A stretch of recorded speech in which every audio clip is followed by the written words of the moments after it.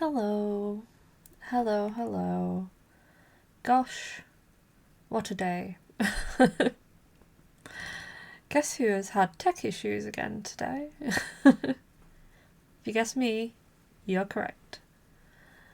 Even now, my laptop's still being goofy. I don't know why.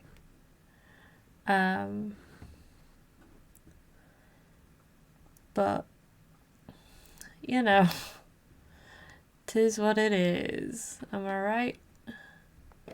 So, yes, welcome to the early Valentine's Day stream.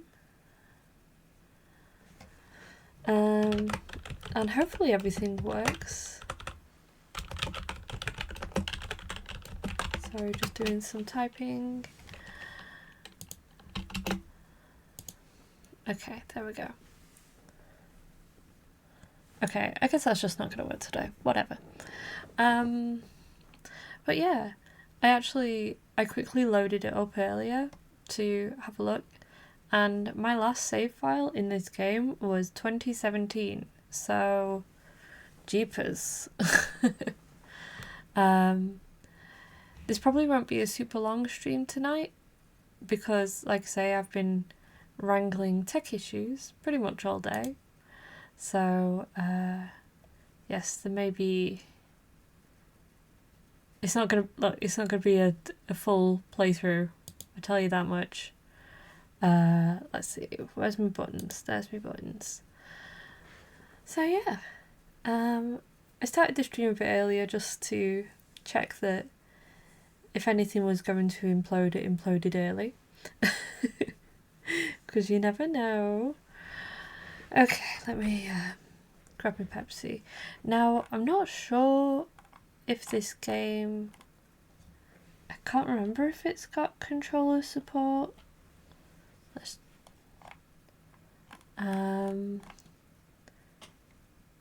It says it's mostly playable. You may need a keyboard at some points. So we'll probably do keyboard.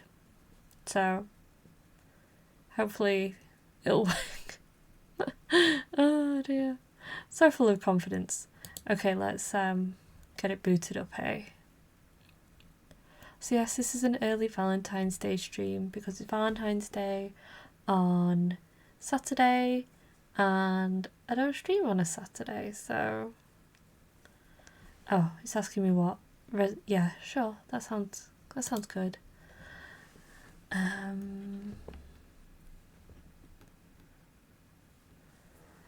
Let's see.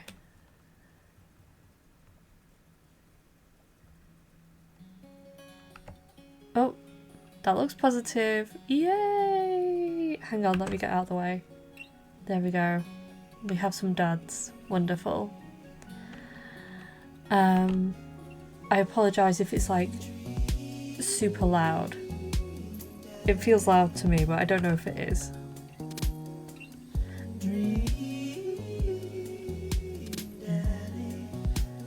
Gosh, this is like so nostalgic, this music. Oh, that's so funny. Let's see.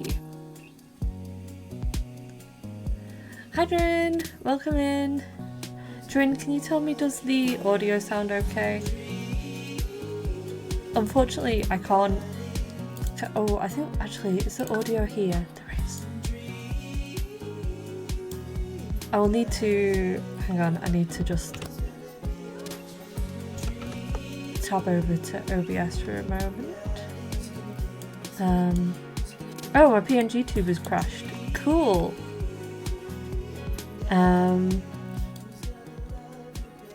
Let's just take that down a little bit. Hang on. Why have you crashed? Why have you done this? I can't believe you've done this. Okay. Everything worked fine earlier, but... Well, no, everything wasn't working fine earlier, but you know what I mean. Okay.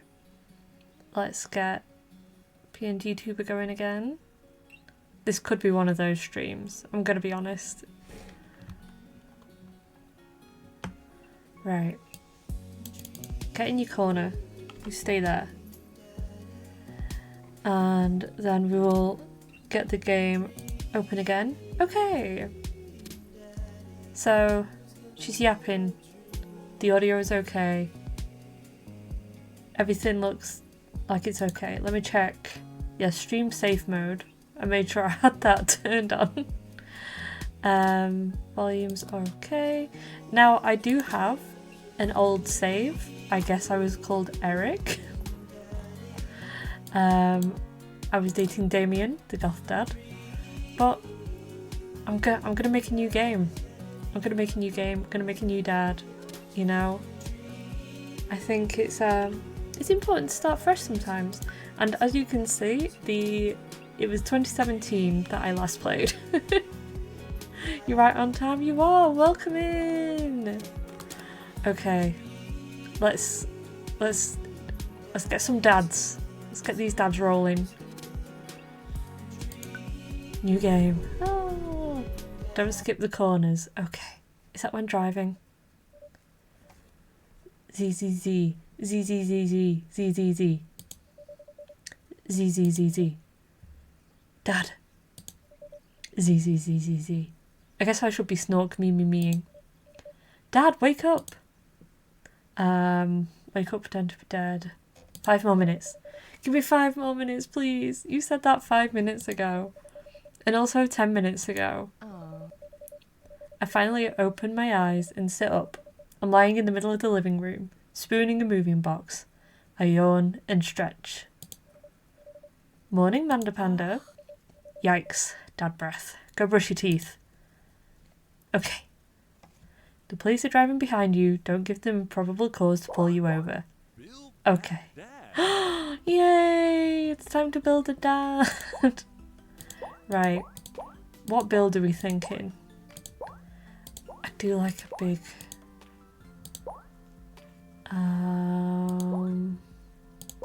not too hairy. I think that's a good dad.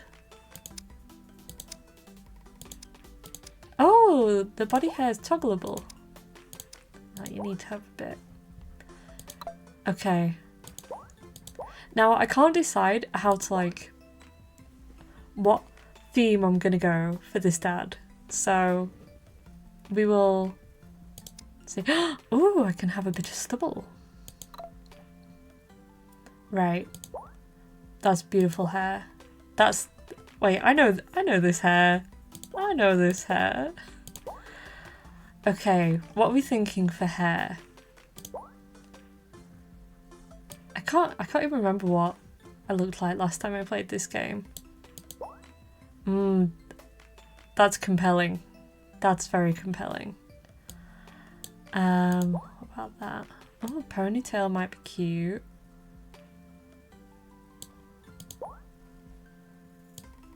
I am a fan of a top knot, but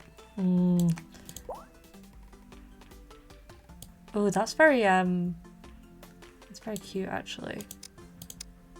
What colour hair should we have? Should I try and make it look like a dad version of me? Should I try and dad myself? Let's see. That's kind of close.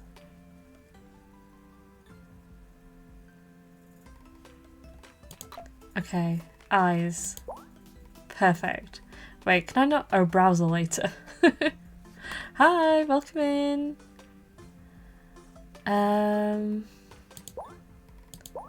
Oh, I quite like those eyes. Hang on.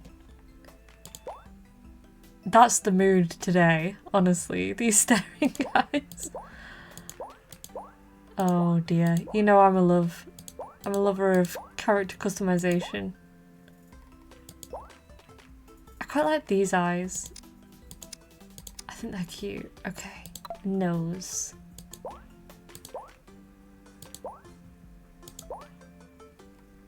You liking the process of the dad being constructed so far? It's very important to construct a suitable father.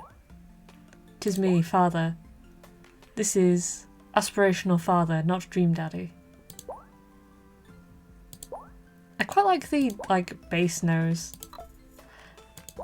Yes. Ooh, roughy tufty.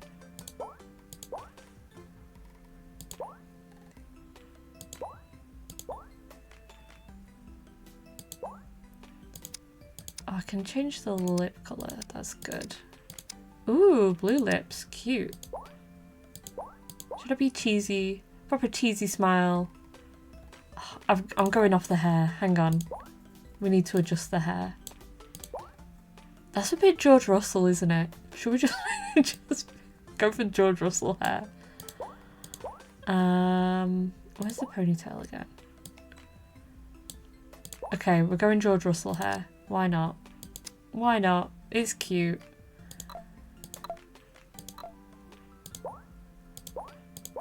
Just accidentally end up making George Russell.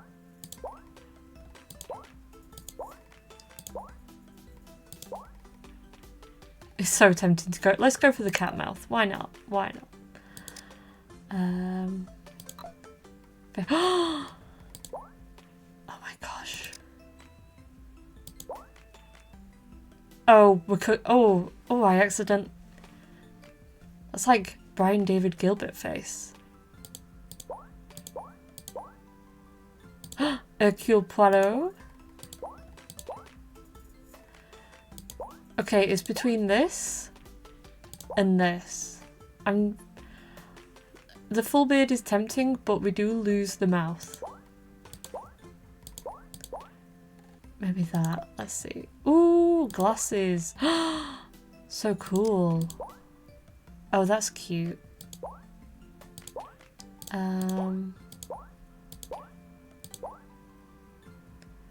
Shall we go for that? Shall we be like kind of a hipster dad? Piercings? Yes, please. In gold. Oh, you can only have one. I'm just gonna load all the piercings on. Shame. Clothing. Yes. Yes. I think I remember going for this one last time.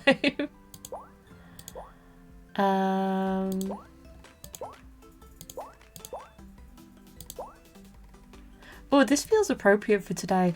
Oh, I should have pink hair if we're going like Valentine's themed. Also, I skipped brows, I just realised. I have returned for the brows, even though you can't really see them.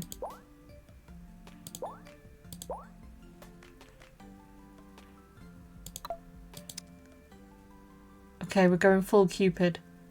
It's perfect. What do we think to this dad? Do we think this is a good dad? I'm feeling very positive about this dad. Should I, hang on, let's get a little picture of him. Wonderful. I never know if you can hear the little bing. Should the brows be pink too? I guess they should be because it's not dyed hair. Okay, there we go. Another screenshot. Yeah. I think this is a good looking daddy. Looking good, daddy. Ooh, name that dad. Okay, so we discussed this yesterday. I've just realised I've done all this looking at the camera. Okay, we're looking at, oops, sorry, I typed 2. So I'm thinking Felix. Should we call him Felix Cupid? This is Felix Cupid. What a powerful last name, Cupid.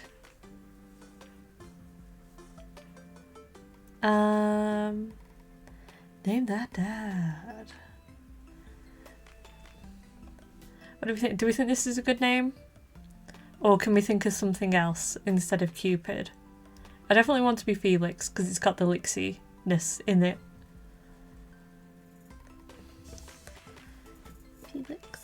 Felix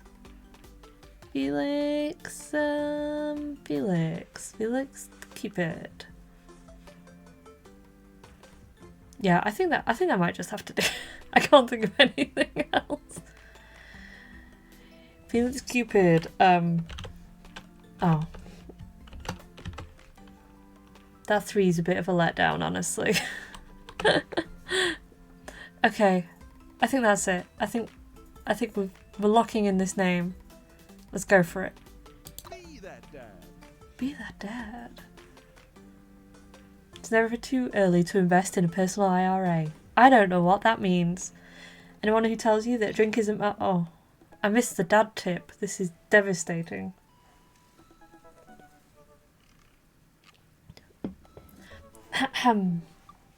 Did you fall asleep packing? Got most of it done, I think. Searching around the room, it looks like I did a pretty good job. Every box is sealed except for one. Wait, straggler. What's in it? Looking into the box, I see a bunch of old photos and little photo albums. Whoa, I haven't seen these in years. I forgot about these, they're so cute. Pull out one of the dusty albums from the top of the pile and we begin looking through it. That's the coolest baby I've ever seen. Should we go previous relation? Let's go mother. Let's be a bye dad. Bye dad. Yeah. The only way your mother and I could get you to stop crying was to put the sunglasses on you. But whenever we tried to take them off, he'd start crying again. You spent the first 2 years of your life with sunglasses on. Nice. I'm really hoping that in this is going to be some weird outdated jokes. Like, I love a game that's a bit of a time capsule. Halloween when you were maybe 4? Oh my god, that dragon costume. You couldn't decide between being a princess or a dragon, so you went with both. Princess Dragon. Heck yeah. Why do I remember crying in that dragon costume? You saw yourself in the mirror, realised you were afraid of dragons. Seeing yourself inside the dragon's mouth was a realisation of your greatest fears, I think. Right, yep. Definitely repressed that memory. And this was you in your horse phase. Dad. I believe you named that plush horse Sir Horsington the Brave. I don't think that was his. Amanda lunges for the photo, but I quickly snatch it away and hold it above her head with my superior dad arms. Nice try, but this is important blackmail for later down the road. Go ahead and try me. I've seen pictures of you in your scar band. Ouch, kid. This Communist manifesto had a chance back in the day. I look off into the distance and reminisce about that rad horn section. Hey, it's Emma P. Ugh. No, Dad. That's Emma R. I didn't meet Emma P until high school.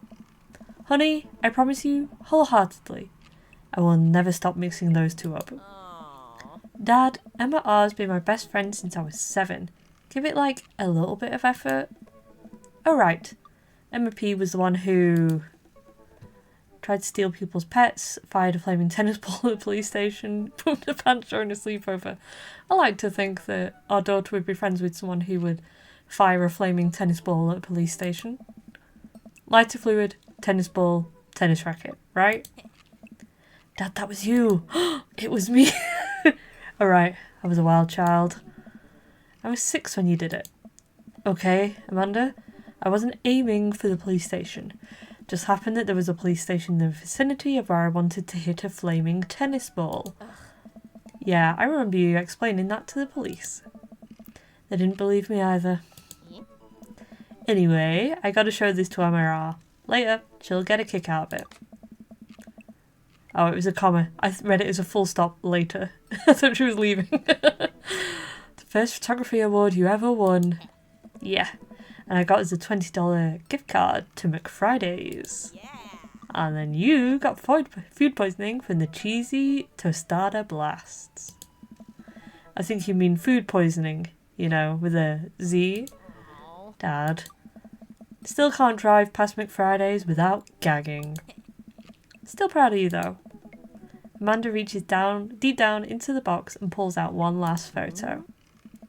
Neither of us say a word. We stare at the photo for a long moment. I finally decide to break the silence. Ooh, is she ours biologically or did we adopt? Let's go adopt. It's cool to adopt. It's kind of a funny story. The day we brought you home, we got into a car accident. It wasn't anything big, just a little fender bender in the parking lot. But of course I was freaking out. And the little old lady who crashed into us was freaking out. I didn't know what to do. But your mother, oh man. She holds my hand, looks me directly in the eyes, and calmest I've ever seen her, she says, "It's okay. It's all gonna be okay." Oh, she was right, you know. I stare at the picture for longer, maybe too long. I miss her. Can't even imagine what it must be like for Amanda. She pats me on the back. Come on, Pops. We've got to finish packing. The moving van won't wait forever. You're right. This car is too messy to be behind, I'm going to say. I don't drive, but if I did, my car would be clean. Amanda and I pile into the car, take one last look at the old house. So many memories here. Hard to believe your mother and I bought this place almost 20 years ago. Hey, remember when I shattered the front window playing catch? You always had very strong arms. Hey, remember when I shattered the other front window pretending to be a robot who breaks windows? You were a very imaginative child. Hey, remember when I broke the back window? We get it, Amanda. You break stuff. And there'll be plenty more stuff for me to break in the new place. Memories to make and stuff to break. You ready? We sit in silence for a moment. I watch my daughter grow up in this house. It will forever hold a place in my heart, but it stings a little bit to leave it behind. I'm ready. The moving van begins to pull away. Get the car into position to follow it. I watch our house, our old house, disappear in the rearview mirror. So what? So, sell me on our cool new pad. I clear my throat and do my best cheesy announcer voice. Oh no. Oh, am I actually going to attempt this? Nestled in beautiful, scenic downtown Maple Bay, our new house features... Not only are there bedrooms for your sleeping pleasure, but couches and floor space where you can, yes, catch a wink. What a deal. I mean, if sleep weren't for the weak. You sleep more than anyone I know. I admit my faults, Pops. I keep it real.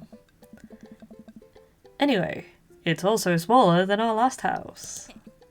Cozier, one might argue. Good spin.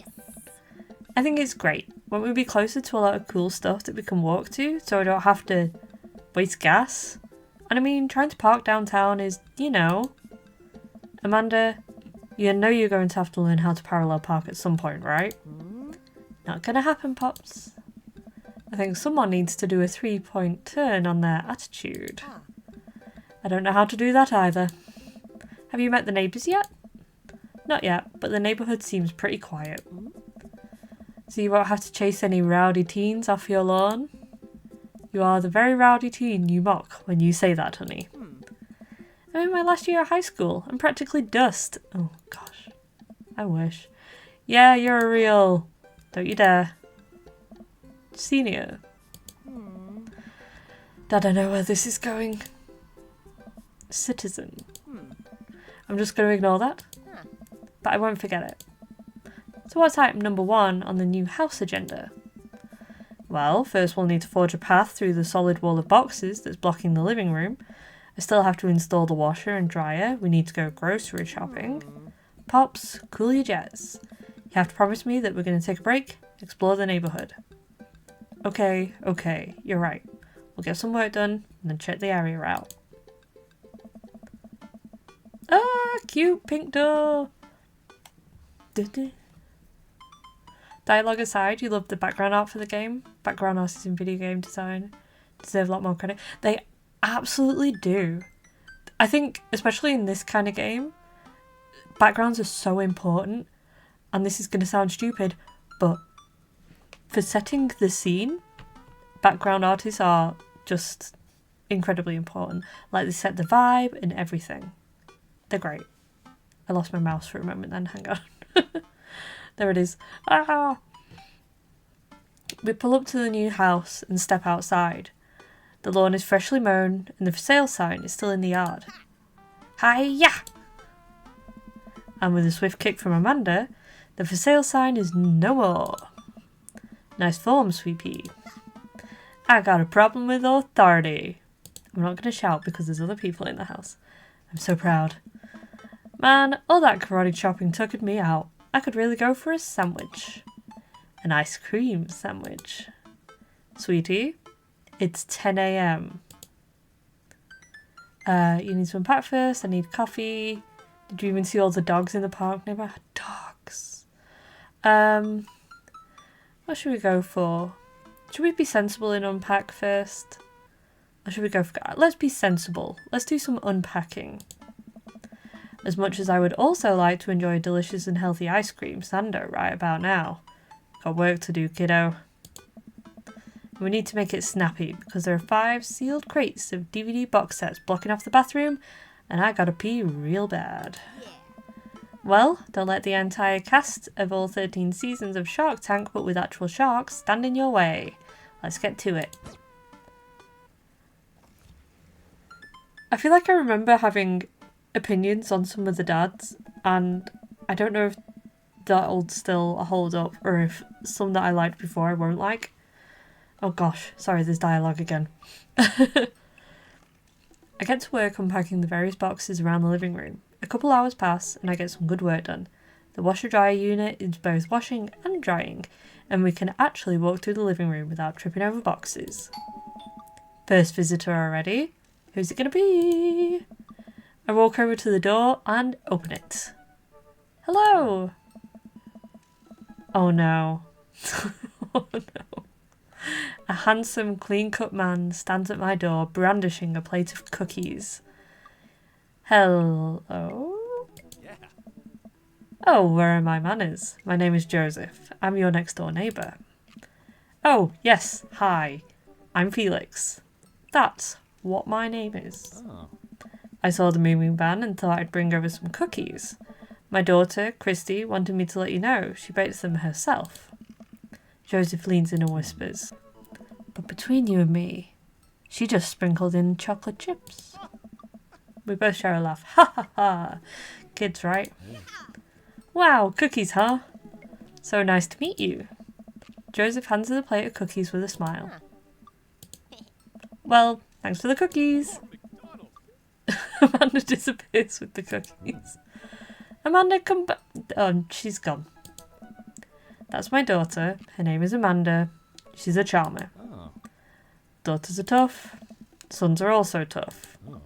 Children in general are just tough. I hear that. I mean, there'd have to be something wrong with you to try and raise more than 2.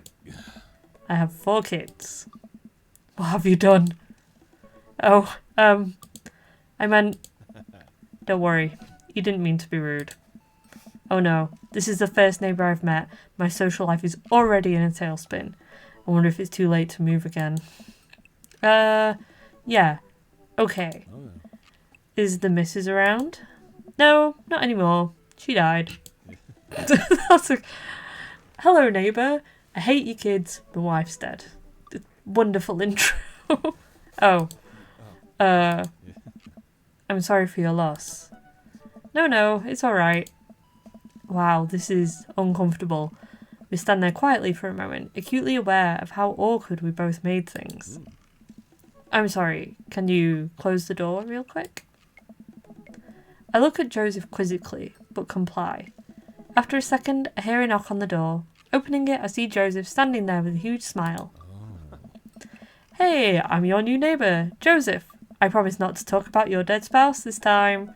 I'm throwing a barbecue for the cul-de-sac, and I'd love for you to come by and meet the rest of the neighbours in our community. What do you say, pal? Oh. That sounds great. My daughter Amanda and I would love to stop by. Also, 4 kids is a perfectly normal amount of children to have. That's a lie. We shake hands to seal the deal. Well, neighbour, I'll see you at 3 p.m. sharp on Saturday.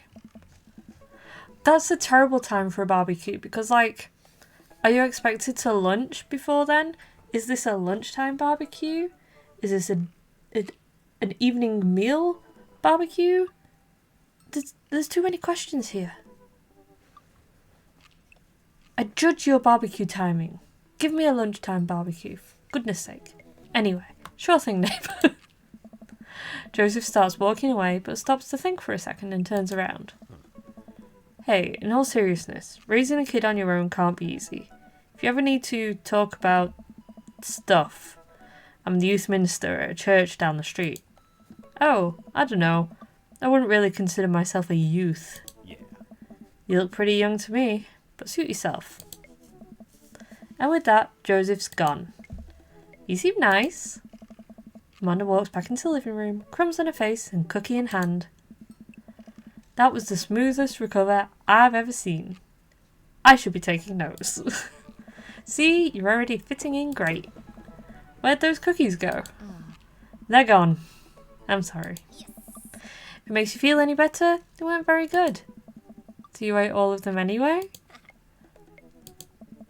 I guess that makes it break time. Any ideas? Ooh, fresh air, coffee. Joseph probably wants his play back. Heck no, we're not going to see Joseph again. Should we go for fresh air or coffee?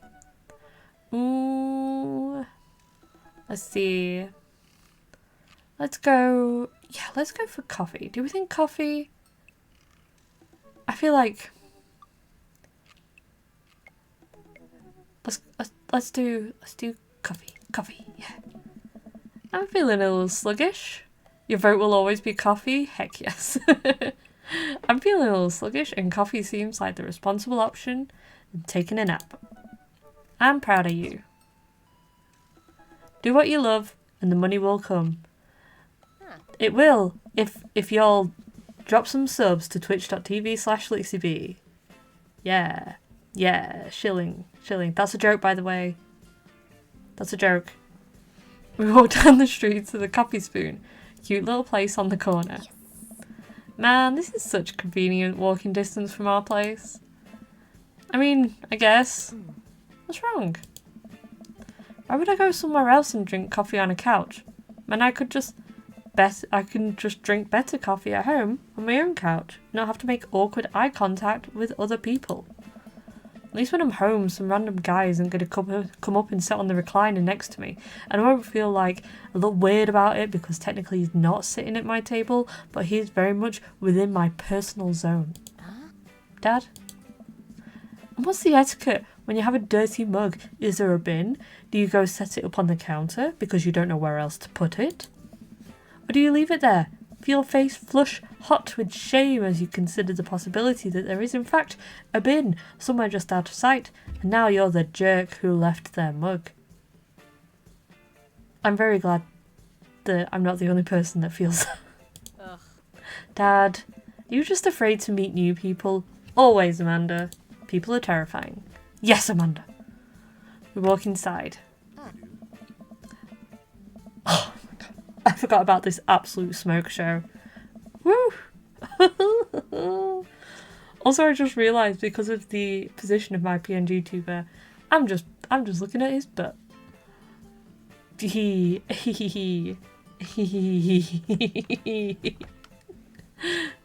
inside of the coffee shop is incredibly warm and inviting. Vinyl records line the walls and patrons lounge around on well-worn couches. Some cool tunes spin on a record player next to a little stage. Welcome to the Coffee Spoon, guys. How's it going? What's with the name?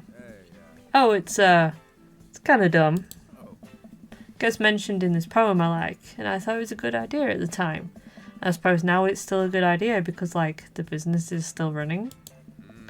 But people ask me that question all the time, and I give them the same answer every time. Now I'm standing here rambling, and I'm sure we're all getting more and more uncomfortable. But the more I keep talking. But man, we're in it now, and I can't stop.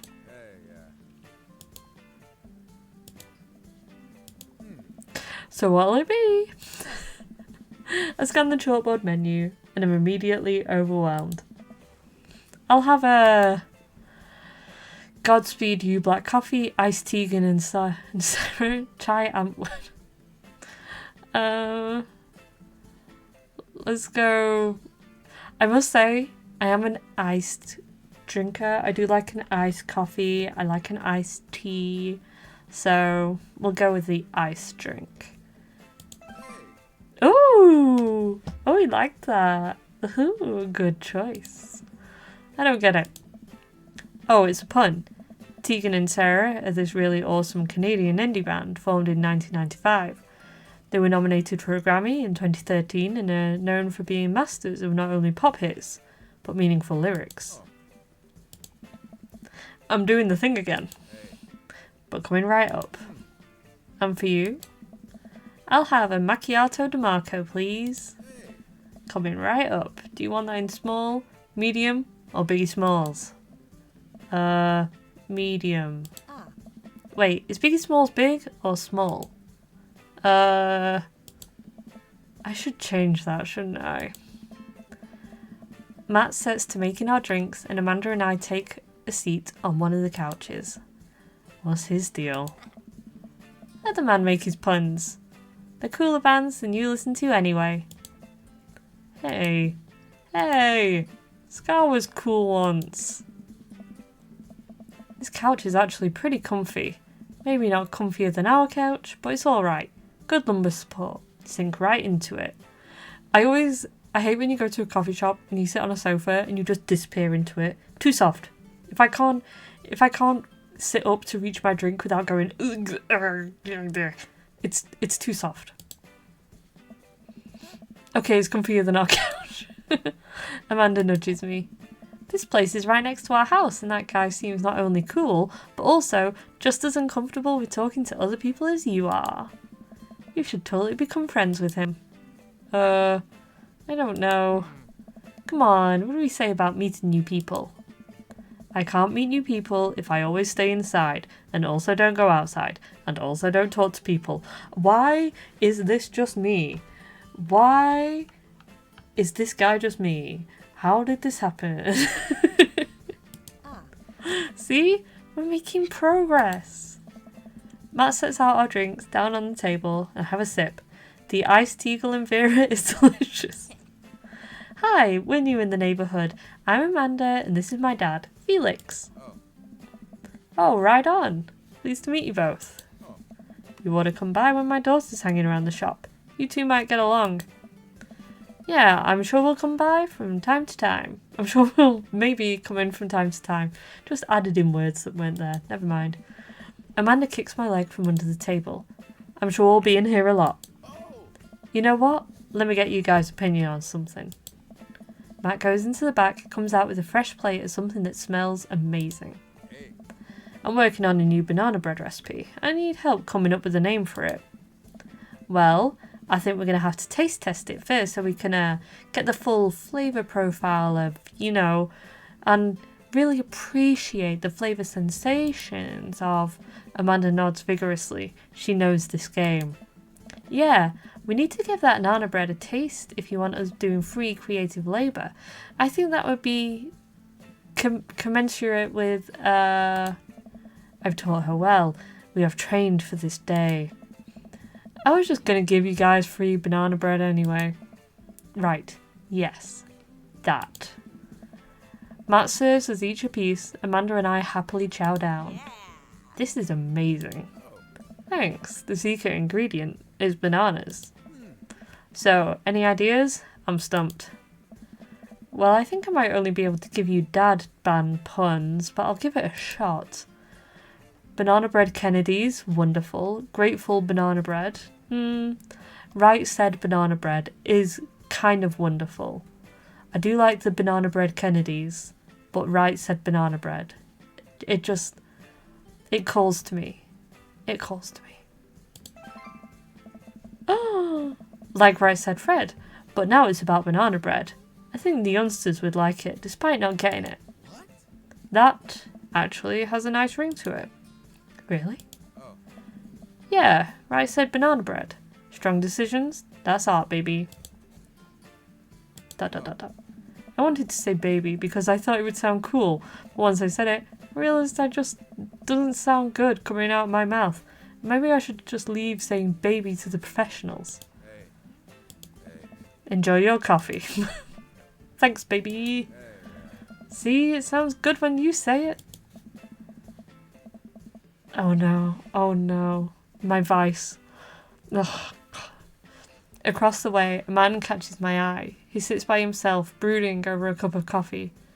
our eyes meet just for a moment. I remember when this game was announced, this guy right here, I was convinced he would be my favourite because he is a dirtbag. And that was my type then. Oh dear. I hastily look away, hoping he didn't catch me staring. Who is that? We finish up our drinks and head out. Thanks for stopping in. Take care. Okay, now that we're full of caffeine, where to? Fresh air. Time to soak up all that vitamin D. Makes our bones nice and strong. And also stops you getting the SADs in the winter. Hence why I have vitamin D every morning. Yeah, our skeletons are going to get so strong, they're going to hop right out of our bodies and crush cars with their bony fingers. Amanda, I already have an irrational fear that my skeleton will one day escape this flesh sack and run amok. Please don't encourage it. Right, sorry. To the park. Time for me to have a little sip.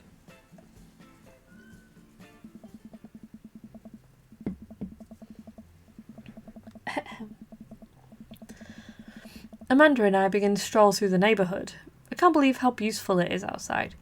Kids are playing in the street, flowers are in bloom, and the faint smell of nearby barbecue drifts through the air. This place is nice. Too nice. I don't trust it. Good eye, honey. You can never be too careful. See that baby in that stroller over there? Government operative. We're on to you, baby. We walk for a while and eventually end up in a small park. Toddlers chase each other through the playground and dogs of all shapes and sizes romp through the grass. It's pretty crowded, but Amanda spots a nice empty bench. We start to make our way over to it when... Heads up! Ow! A frisbee suddenly hits me in the face. Woof! A corgi with a neat plaid neckerchief. Sorry, not a neckerchief, handkerchief, tied around its neck bounds up to me, wagging its tail. Hello, did you throw this thing at my head and I like your necktie? Let's accuse the corgi of violently attacking us with a frisbee. Bark! He runs around in a circle and nudges my legs with his nose. Oh god, this is the cutest dog. Hang on. You got dinged. For some reason it thought Dilfs was bullying, but it's not. Dilfs. Yeah. Welcome in, Zach. Impart upon me your wisdom, tiny dog. Can I help you or pet the dog? I think we should ask for the wisdom of the tiny corg. Woof woof. Let's go, Dilfs. How long do I have left? How did you know? Do you have lottery numbers? Zach, that was an excellent entrance into chat. Just chanting Dilfs. Shall we ask the corgi for lottery numbers? Yeah. Bark. Got it. You definitely could have caught that. A guy in a Hawaiian shirt jogs over to us and takes the frisbee from me. You know, frisbees are traditionally caught with your hands, not your face. Should we be a bit, bratty? Well, you're traditionally not supposed to aim for people's heads. It's a new technique. I'll catch you with my teeth next time. Don't aim for my head. I'm fine, thanks. Ha! I'm just messing with you. I'm Brian, by the way. I'm Felix, and this is my daughter, Amanda. I look over at Amanda, only to find her sitting on the ground rubbing the dog's tummy. Hi. Your dog's cool. Ah, old Maxwell sure loves the attention. It's great to see another father and daughter out here on such a sunny day. Where's yours? Brian gestures over to a grassy knoll where a young girl sits on a checkered blanket. She's reading a book bigger than her head. She puts it down and heads over to us. This is Daisy. She's reading the Brothers Karamazov. Her teacher tells me that she has the reading comprehension skills of a high schooler. full disclosure, that was me when I was younger. When I was, how old was I? I think I was 7. They found that I had a reading comprehension age of someone 18 plus, which was great, apart from there was nothing to read in the school library. So I had to bring all my books from home.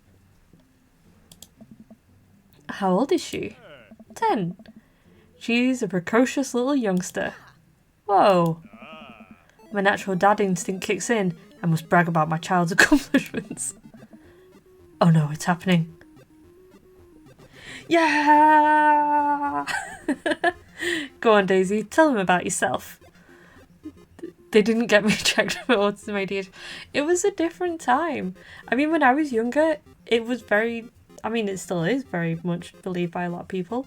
It was thought that girls didn't have ADHD. And also, people didn't know how autism presented in girls. You must remember, I'm an old fogey. But my brother was exactly the same. He had an excelled reading age. And also, so did my mum. I'm sure you can imagine we all connect over many things. Come on, Daisy, tell me about yourself. That's my girl. Amanda, get in there. Okay. Okay, let's see. Once again, the villain of the story is patriarchy, as it sometimes is. Right, should we brag? Does it item flee? Let's brag. Amanda here just recently won a local photography award. Wow, congratulations. Brian loses 10 HP. Daisy actually just won a statewide poetry contest. Oh. Can't switch daughters. Amanda is your only daughter. What items do we have? Should we... Oh, I don't think I can go back, can I? Oops. Press the wrong button. Let's go for grade card. You pull a wrinkled copy of Amanda's last grade card out of your pocket. Dad. Awesome grades. Brian loses 25 HP. You really carry that around everywhere? Ouch. Maybe it is kind of weird. You lose 5 HP. Daisy just started a weekly chess club at her elementary school computer lab. She's the president too, of course. Dang, my high school doesn't have a chess club. Or a computer lab. We're still winning this. We could do it. Let's brag a bit more. Last week, unprompted, Amanda helped an old woman with her grocery bags. It's extra powerful. Brian loses 20 HP. Daisy sold enough candy bars this year to get the top prize, a canoe.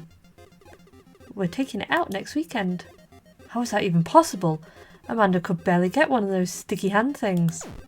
It's extra powerful. Oh no. Should we use a band-aid or do we try and go in for the kill? I think we should go for it. Let's go for it. Amanda's in all honours classes this semester. I have no idea what that means. I think that's an American thing. Oh, really? I'm actually talking to Daisy's teacher about having her skip a grade. Even Amanda kind of bristles at that one. You lose 20 HP.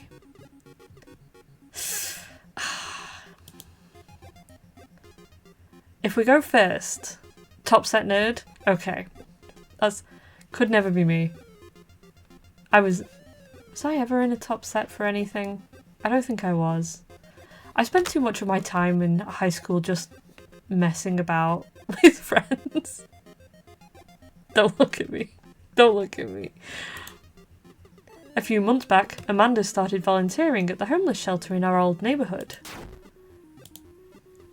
You don't say. She should talk to Daisy. She actually helped organise a food bank here in Maple Bay.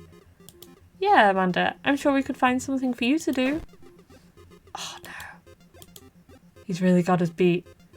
IT and RE for you? Oh, I think IT I might... No, I don't think I was in... No, I wasn't in the top set for IT. I did win a prize, though, for IT. I got a trophy and everything. I still got it on my shelf. Boy, it's been such a treat getting to meet you two. Ah, did he have to add insult to injury by being such a gracious winner? I wonder if you can actually win that. So I take it you guys are new to the neighbourhood. We just moved in. Do you live around here? Yeah, we live in that cul-de-sac down next to the coffee shop. What a coincidence, that's where we live too. Small world. Yeah, Daisy and I are in that little ranch-style house on the corner. I know that house, it's just like ours, but slightly bigger and better landscaped.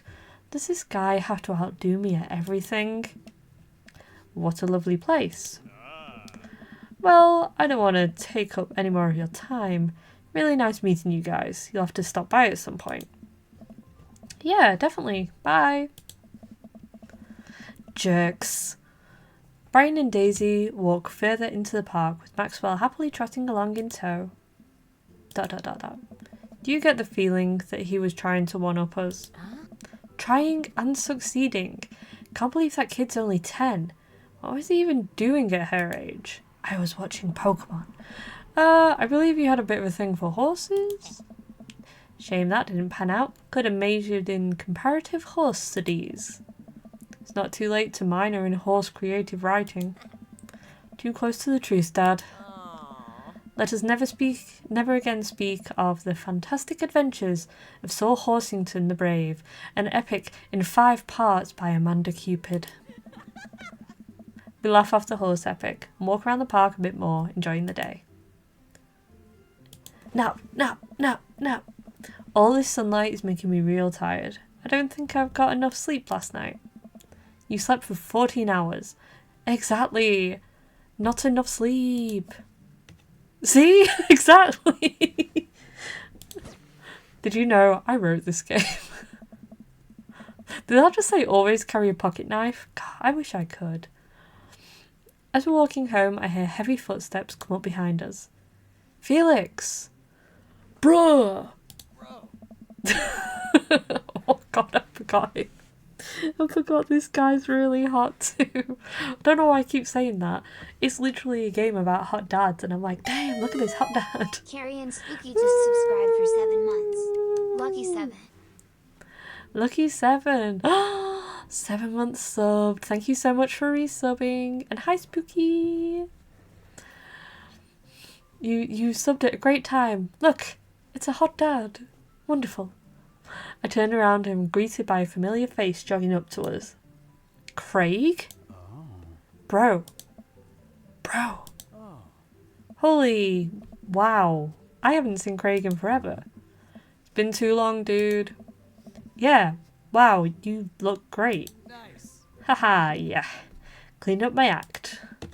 Cleaned up his act? Are you kidding me? He's ripped. Amanda, this is my friend Craig. We went to college together. We were roommates. And they were roommates. For a while, too. Amanda, dude, you probably don't remember me. But you're so big now. Hello. And hello, cute baby. Oh my god, they were roommates. Oh my god. Oh, thank you. The last time I saw you, I think you were about her size. This is River. Say hi, River. He picks up a tiny wrist and waves it around. River gurgles happily. Oh, so cute. Wanna pinch the little cheeks. Are you babysitting? Nah, dude. River's my kid. Man, it has been a long time. Feel like 1 minute we're rolling up to exams with bad hangovers, and next we're both fathers. Where you been, man? I was working out in California. Just relocated the business back to Maple Bay. No kidding. Amanda and I just moved to this side of town. How's Smashley doing? Oh, man. I mean, Ashley. Ashley is her name. Oh. She actually still goes by Smashley, and, we got divorced last year.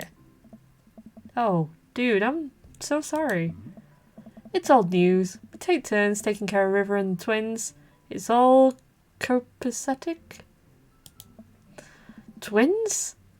You have 3 kids? Oh. Ain't life something, bro, right? Cake Stand Craig is a father of 3. Cake Stand Craig? Oh, haha. Yeah, it was my old college nickname. He got it because he did a lot of keg stands. That thing where you do a handstand on a keg and then drink from the keg. Fun fact, this game is actually where I learned what a keg stand was. That's not a thing in the UK. We just go out drinking. So, yeah. Right. He was very good at it. Ah, bro, I hate to be that guy, but I'm in the middle of my daily jog. I really gotta keep up my heart rate. Brought River along for now. You know, resistance training. You jog daily? I jog yearly. On January 1st.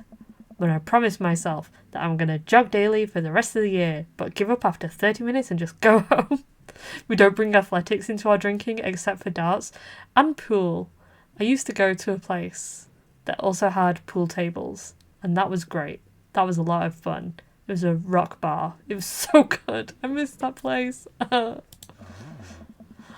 it's never too late to get back into it, dude. You should join me sometime. Haha, I don't know. Come on, it'd be fun. We could grab breakfast afterwards, catch up. We could do a bro brunch, like the good old days. Alright, sure. Sounds great. Great. Let's get that going soon. I better get moving. Good to see you guys. Love a bit of pool. Pool's wicked. I love pool. Craig gives a little wave, puts his earbuds back in, and jogs off. Can't believe Craig is ripped and has kids. I'm reeling. Why is that? The Craig I knew is not fit to be responsible for any living thing, including and especially himself. One time I watched him drink an entire jar of marinara sauce for dinner. Amanda, he opened up a new jar of marinara sauce, and then he drank it like it was a thing that normal people do. It was unholy. And then I asked him what the hell he was doing, and he said, and I quote, "It's basically a smoothie, bro." I mean, technically, he's not wrong. He jogs. He was jogging. He's like a totally different person. Anyway, we better get home. I'll have plenty of time to reflect on how old I feel later.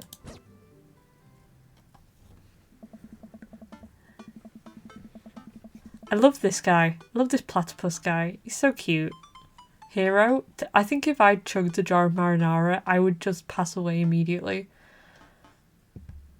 Amanda and I flop down onto the couch. Amanda has to shove some empty boxes out of the way before she can sit. Too bad we're going to be putting my stuff right back into these boxes in a few months. No, don't say that. Oh, Dad, it's going to be okay. I'll be fine. I know. It's just, you're my little girl. It's going to be weird not having you around. I'll come visit. I'll text you every day. I'll take lots of pictures. I mean, obviously, I'm a photography major. You promise? Oh, will you promise? Of course. Are you going to be okay by your lonesome? Oh, come on. I'll be fine. I'll get a dog or something. A dog? We get art school. I'll stay for the dog. Is that what it's going to take? Medium-sized dog. Handkerchief around the neck. I get to name it. That's what it'll cost for me to give up on my dreams. I'm a woman of simple wants and needs. Well, a dog is a lot cheaper than college. Amanda laughs. Suddenly, a pile of envelopes slides through the mail slot. Speaking of college, Amanda darts over to the envelopes and shuffles through them. She pulls one out and throws the rest back on the floor. This is from McGowan College of Art and Design. Open it. I'm scared. It's just an envelope. Yeah, it's just like my entire future. Not a big deal.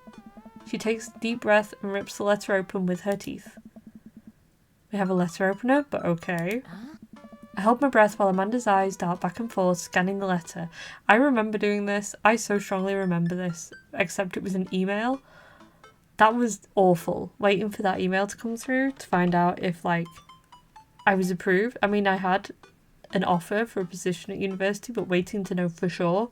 Terrible. Hated it. What does it say? The admissions committee has reviewed your application. Blah, blah, blah. We have face drops.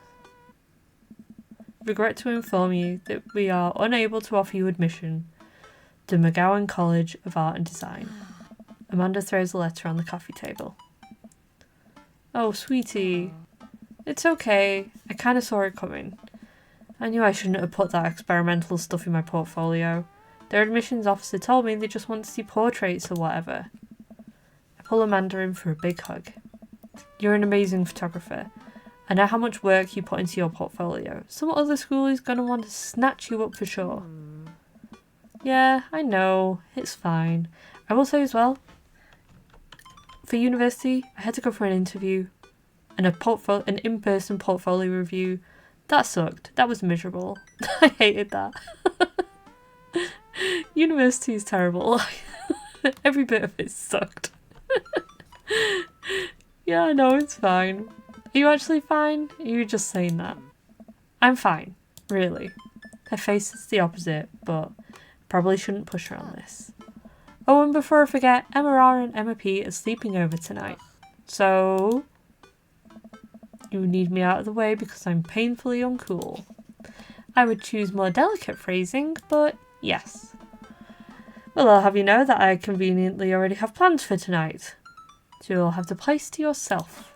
Yeah? What are your plans? Quick, think of plans. Right. I'm secretly the mayor of this town. Got to attend the union meeting and going clubbing. All of these are deeply unbelievable, apart from maybe the union meeting. Should we say going clubbing? Yes, I'm going clubbing. I'm going to put on a nice outfit and go tear it up on the dance floor. All the hottest dance moves, the lawnmower, the sprinkler, the running man, you know, the ones all the kids are doing these days. I shuffled some words, ignore that. Alright, but I'm not going to come pick you up if you pull anything this time. Not again. Hang on, drink. I'm just kidding. I'm actually going to go to bed, go out and watch the game. Should we go out? Let's go out. Why not? Nice. Which game? You know, Mario Tennis. That came out today, I think. The one that's on tonight. The game on TV. It's somewhere other than here. Okay, cool. While you do that, I'm going to do drugs and commit some light arson with the Emmas. I'm concerned you're hanging with the wrong crowd. Amanda shrugs. I would have expected you guys to be up to white-collar crime by this point. Maybe money laundering at the least. I'm a street rat, Pops. You're kidding about doing drugs and crime, right? Yes, Dad. Just making sure. I give her a pat on the head. Have fun with your sports. Are you being sarcastic? No. Making fun of sports is played out. Alright then. I do some light cleaning around the house, decide to clear out right before Amanda's friends arrive. Before I leave, Amanda stops me. Hey, don't forget that you have that meeting with my English teacher tomorrow. Oh right, Mr. Vega. Oh no, I just remembered which one Mr. Vega is. Yup, totally remembered. I'll be there. We're going out partying. Well, no, we're going to watch the game. Capital G game. Well, I guess I really didn't think this plan through. I'm not entirely sure where the closest bar is, and Amanda still hasn't shown me how to use the GPS on my phone. So I'm just going to pick a direction and walk in it. Let's go. This way. Cool, okay, we're marching. We're marching in the direction of the game. Any game, really. In the distance. Could it be? It's the game! A big burned-out neon sign hangs above tiny dive bar. Jim and Kim's, huh? Alright, it'll do. Woo! He's on the game! He found the game! Texas! The bar is small and dimly lit. The crack of pool balls sounds in the back as patrons laugh at, yeah, pool! A laughing joke.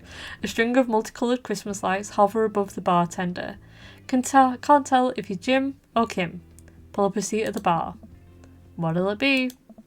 1 beer, please. I will take one of your finest beers, please. Sure thing, boss. He thinks I'm Bruce Springsteen. The bartender slides me an ice-cold beer. I take a sip and enjoy the refreshing taste. Say, are you Jim or Kim? I'm Neil. Oh. I awkwardly turn my attention to the game. Beer with a capital B. Yeah. Which is playing on one of the TVs on the wall. As luck would have it, my team of preference is not only playing, but is currently in the lead, which is always a good thing. The brightly coloured mascot, which is some kind of animal, does cartwheels. All I can think of is Gritty. Sorry. I silently cheer on my favourite team, hoping that I don't get into any confrontational arguments with a fan of the opposing team. Several people in this bar are wearing the distinctive colours of the team I dislike, although I believe from their demeanour that, like me, the passion for their team is all in good fun. You love Gritty? Gritty's great. I also love Clangus, the mascot for the Glasgow clan. That is a very good mascot. A middle-aged woman holding a near-empty wine glass sidles up to the bar and sits uncomfortably close to me. Hey, sailor. Oh, hello. Good to see fresh meat in here. I'm Mary. Come here often? Oh, no. I actually just moved to this part of town today. I'm Felix, by the way. Smash, what was the question? Instant smash. Are you watching the game? Yeah, my preferred team is in the lead. If they keep this up, they'll win the game with ease. Oh, I love that team. And I also love that game. I love someone who knows their way around balls. I'm getting the impression that she's a little drunk. Buy a gal a drink. Buy Mary a drink, don't buy Mary... Sure! Damn, we all just lost the game. Oh no, we lost the game. Spooky. Oh no. Let's buy Mary a drink. I almost reluctantly signal the bartender and order Mary another glass of wine. Neil jokes back and forth with Mary. They're clearly friends and this clearly isn't her first time doing this. She tips a glass at me. Suppose I gotta keep you company now. So, what do you want to know? What's your deal? What do you think of the game? What's that? Give me the goss. Give me the gossip, Mary. I need to know. You came to the right... I've just remembered I once went to a convention and there were people cosplaying from Dream Daddy and I was so excited and I got pictures of them and they were like, you're the only person that's recognised that I cosplay. Outrageous. Outrageous. You came to the right broad. I'm an observer. I watch people. I see everything. Know everyone. Nothing gets past me. So? So what? I thought you were gonna... I forgot what we were talking about. About the gossip? You said nothing gets past you? Oh, right. I'm also a steel trap. Confidential to a fault. So what else can you tell me about this part of town? It's quiet, that's for sure. If you want an idyllic little life with white picket fences, this is the place to do it. But every town has its secrets, you know. She takes a sip of her drink. That was a little too ominous for my taste. She leans closer. Would you like to learn some of my secrets? Oh boy. Ah, maybe some other time? Suit yourself, sailor. Mary saunters off, setting her sights on the newest bar patron to enter. I happily watch the game over another beer. The game has gotten close in terms of points, a little too close than what I'm comfortable with. After a particularly skilled player scores a number of points for the other team, putting them in the lead, I hear an affirmative grunt from another man at the bar. Go team. It's the brooding man from the coffee spoon. I can't look at him. I can't look at him. I must look away. The physician is there to PNG tuber. She is looking directly at the goods.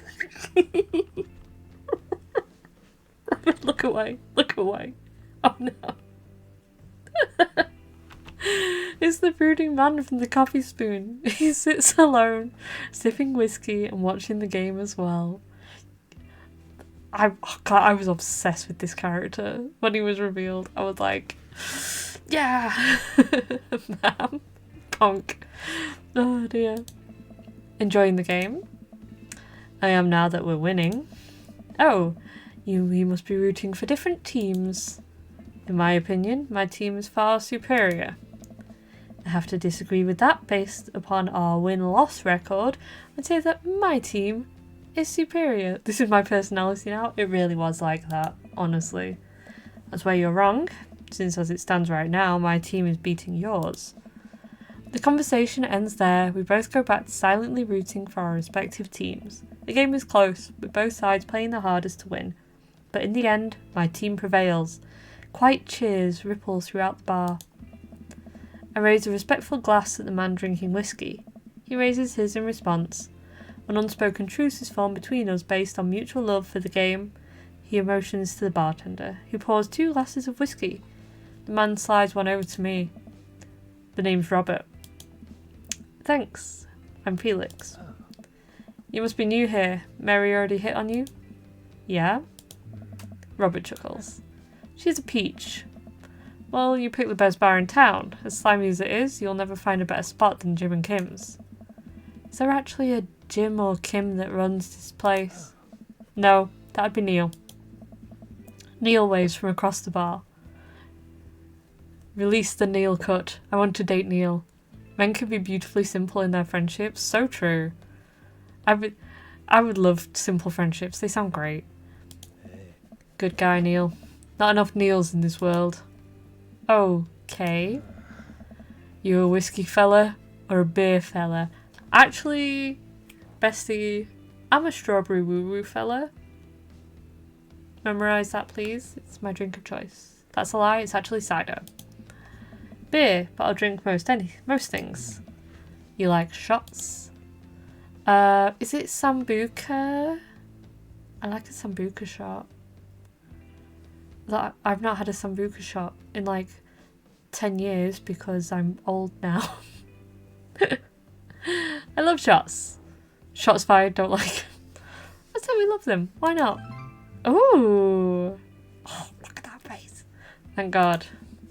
Robert nods to Neil, who serves up 2 shots of whiskey. He hands one to me.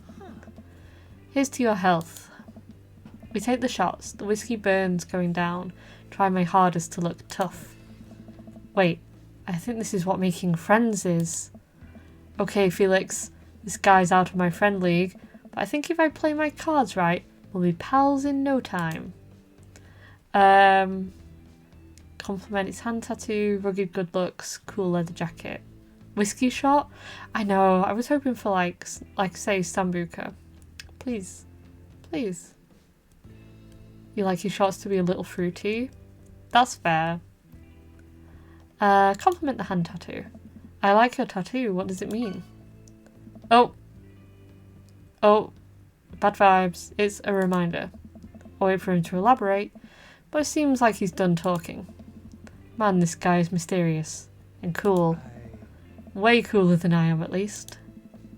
Robert signals to the bartender for another round. What are you doing here tonight?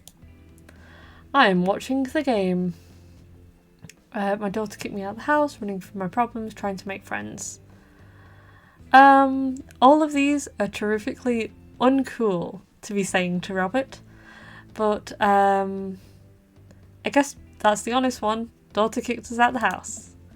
Not like forever, just having a sleepover with her friends. Family type, huh? Single dad. He gets up. Be right back. Gotta powder my nose. Never seen Robert this talkative. He must like you. Thank you, Neil. I guess so. I gotta admit that Robert has a gruff charm to him. If a guy like that thinks I'm cool, then I really must be. Robert comes back from the bathroom and grabs his leather jacket. I'm gonna go home. You heading my way? Robert and I leave the bar, find ourselves walking in the same direction. I live in this cul-de-sac down the way. Does everybody live there? Me too. We just finished unpacking today.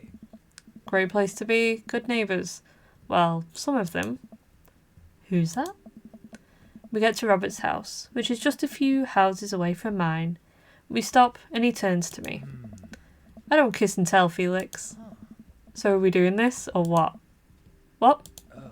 You know, do you want to come inside or not? A wave of realisation rushes over me. I blush. Late on smooth, smile and nod. No, thank you. Right.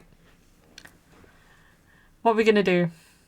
Did you miss any spiciness? You are literally here just in time for the decision of that. Sir? Sir. Sir? Sir. So, do you want... I must admit, when I first played, I did go for the lay it on smooth. And I'm very tempted to say no and see how that affects things. But I don't know. What do we think? Should we go for it? Or should we not? I mean, this is meant to be the Valentine's Day stream. Maybe we should go for it.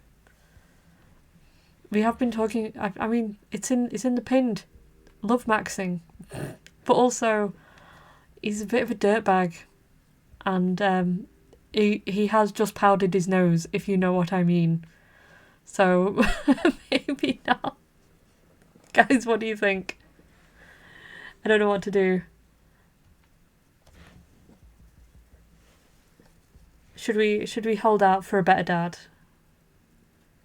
We do have to go to a meeting with our child's teacher tomorrow morning.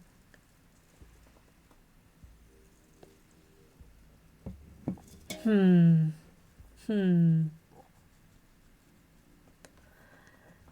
meeny, miny, moe. Catch the baby by its toe. If you let go. Do I dislike him? No. Would I sleep with him? Maybe. Would I date him? Nope. Yeah. I'm going to say a no thank you. We've literally just met. We've talked about the game. I'm going to be honest. I was very into this character when I was younger. Now he kind of gives me the ick. And I feel like that's personal growth. So we're going to say, no thank you. We have bigger fish to fry, my dear. And also, we only got 14 hours of sleep last night. We are tired. No thank you. I'd better call it a night. Catch you around? Sure. I head home, head buzzing with whiskey. What did he mean by, are we going to do this or not? I plop down on the couch and I'm asleep before I even get the chance to take my shoes off. You have fabulous timing. I love that you came in immediately were like, Spice? What's happening? I wake up to a text from an unknown number. Rise and shine, early bird. Still want to work out? This is Craig, by the way. Holy crap, it's 6 a.m. Who does 6 a.m. anymore? Without realising, I drift back to sleep. Whoops, must have winked back out. Check my phone again. Hey bud, still want to get your swole on?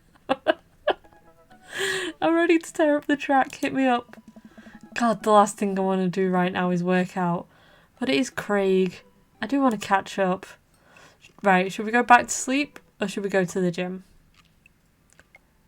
Should we go see Craig, our former roommate, who has a child, or 3, or should we go to sleep? I feel like we should we go to the gym? Oh, I'm so bad at these games. I can't make a decision.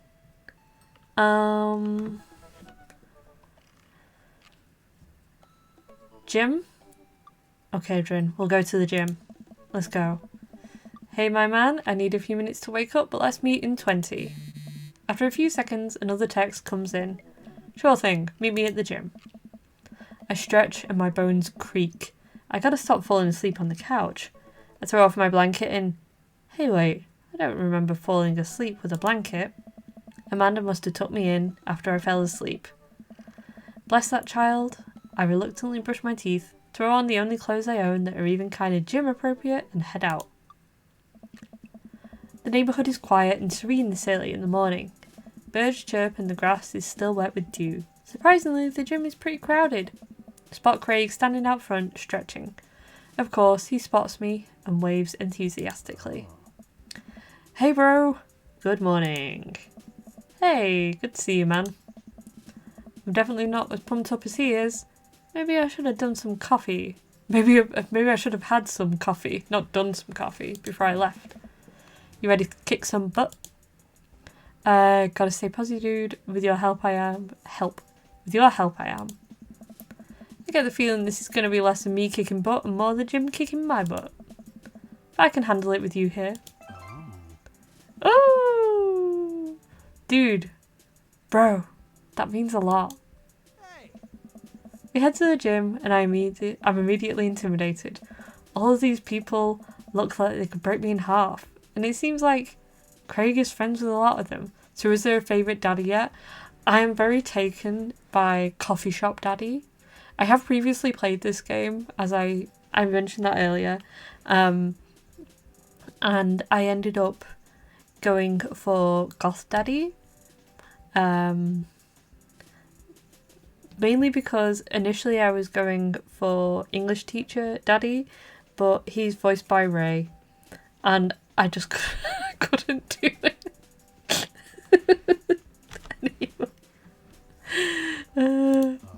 He high fives and finger guns all the cool jocks in the room. They look like they could, and would, steal my lunch money to spend on protein shakes.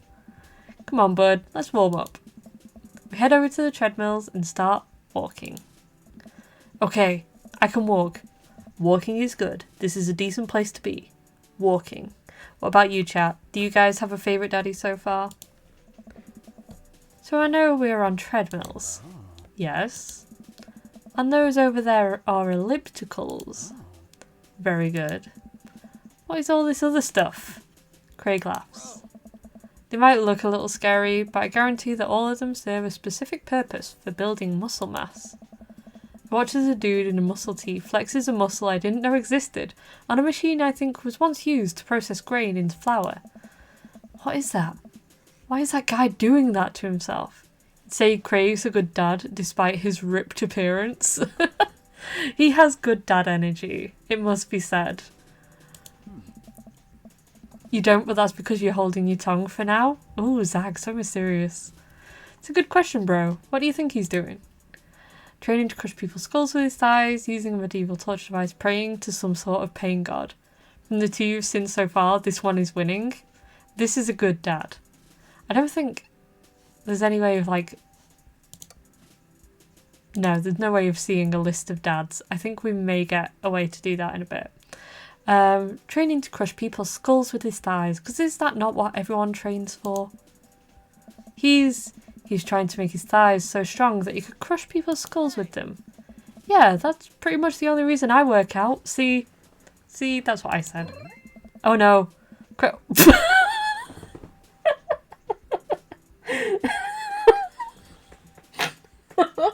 I forgot about the eggplants. Oh dear. Oh no, Greg is turning up the speed. I better do the same. Wow, how long have you been doing the buff thing? Nice. Couple years. What do you do when you're not dadding or working or buffing? Oh, I coach my twins' softball team. Of course you do. That still counts as both dadding and buffing. Ah, I keep busy. What do you do for fun? I love learning, try to live my life as close to a Jimmy Buffett song as possible. Check out my hot bod. Which one do we think Craig would enjoy? I feel like he'd probably enjoy the I check out my hot bod. I mean, I think I made our daddy a bit hot. Learning is kind of lame. That sounds terrible. Jimmy Buffett, maybe not. I check out my hot bod. But most of my time in front of the mirror, admiring my Adonis-like figure that I've worked so hard to sculpt. Ha! By that I mean lay horizontal and watch bad television. The summer he died, you got into Jimmy Buffett and just drank in a park in Hawaiian shirts. That's a wonderful way to be, honestly. We're jogging now. Oh god, we're jogging now. I look over to Craig, who hasn't even broken a sweat. How is he doing this so effortlessly? I'm dying. I can feel my life force draining through every orifice of my body. Hey, remember when my fish died in college? No! I don't like this story.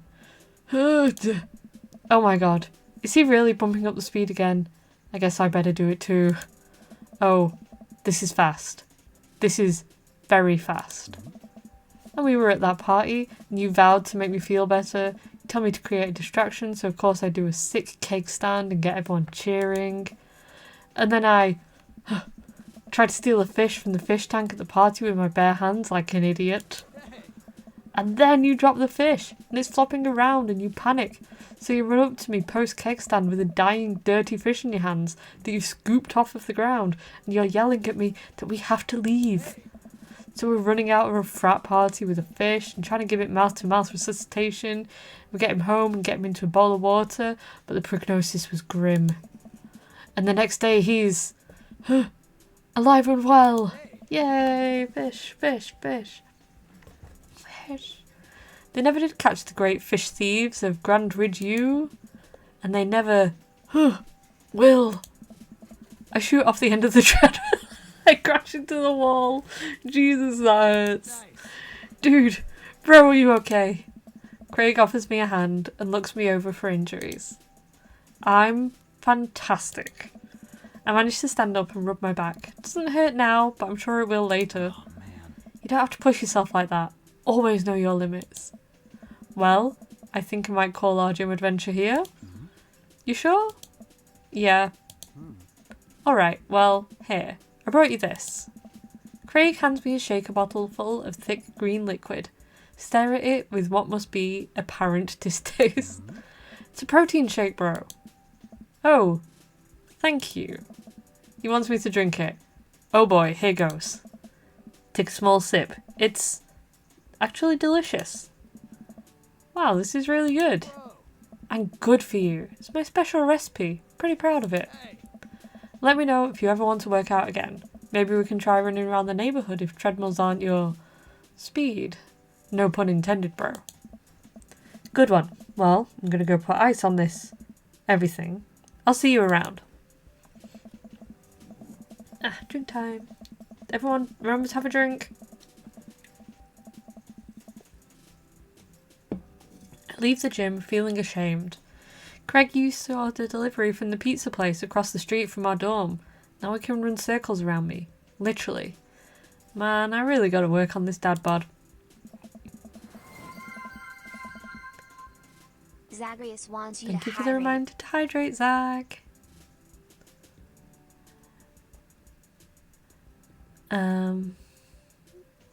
I get home and lie down on the couch. It hurts to move. Oh god, I'm so old. Oh no, I must have fallen asleep. What time is it?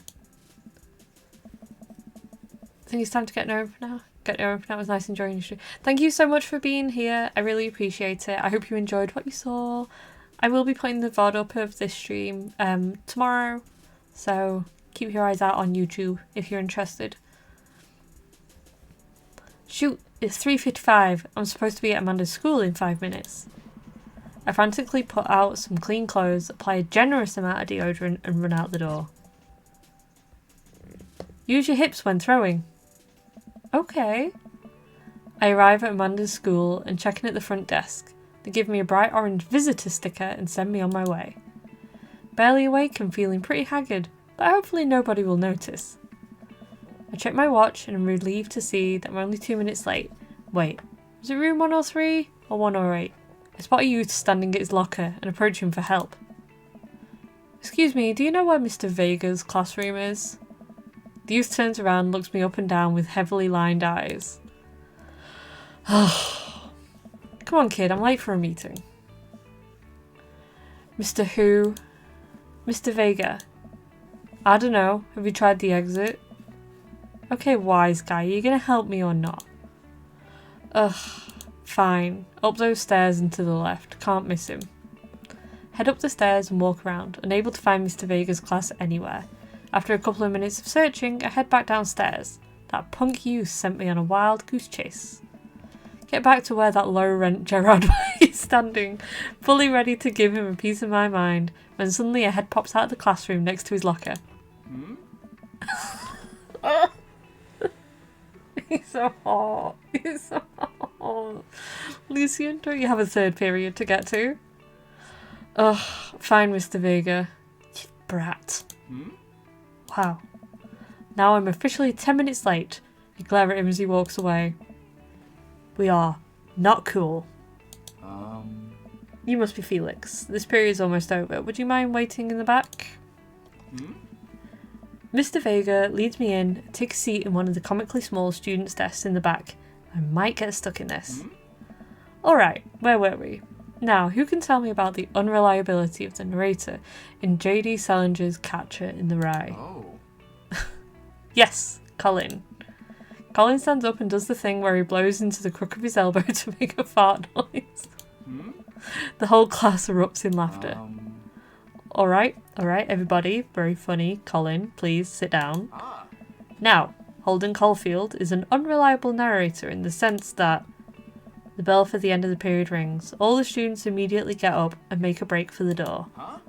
Remember to do the reading and answer the response questions on page 194 in your textbook. Nobody's listening. Or not, I guess. Mr. Vega turns to me and sighs. Middle schoolers, right? Don't you teach high schoolers? Both. You know, budget cuts. Right. Thanks so much for coming in. No problem, Mr. Vega.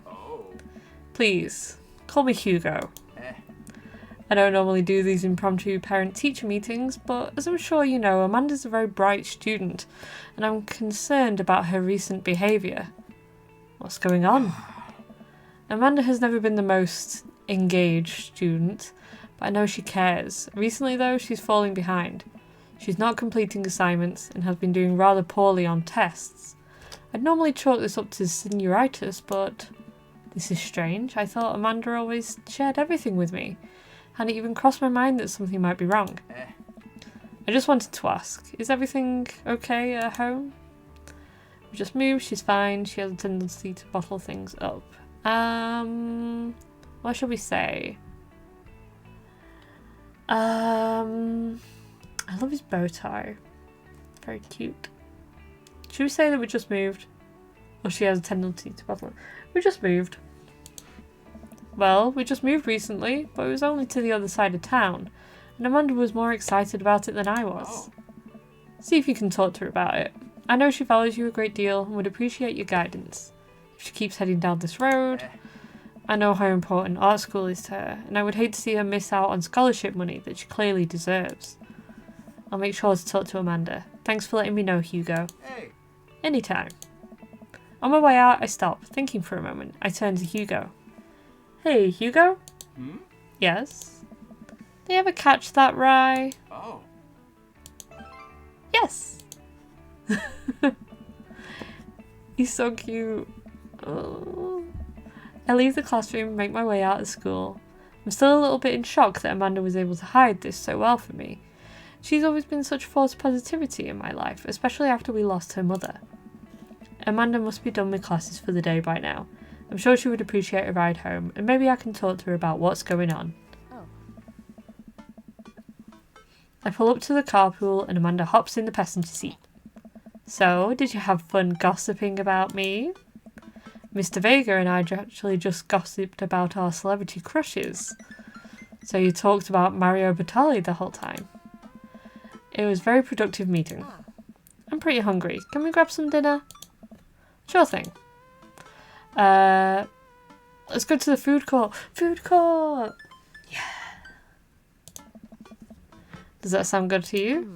Yeah, sure. Why the mall? Geez, can't a dad take his daughter to the mall? Will you buy me things? I will buy you a thing. Singular.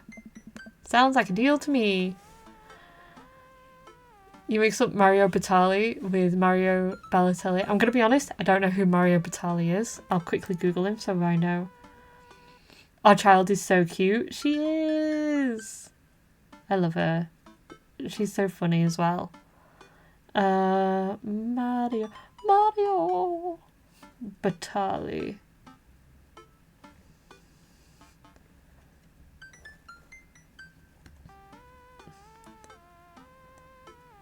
Have I got the right guy?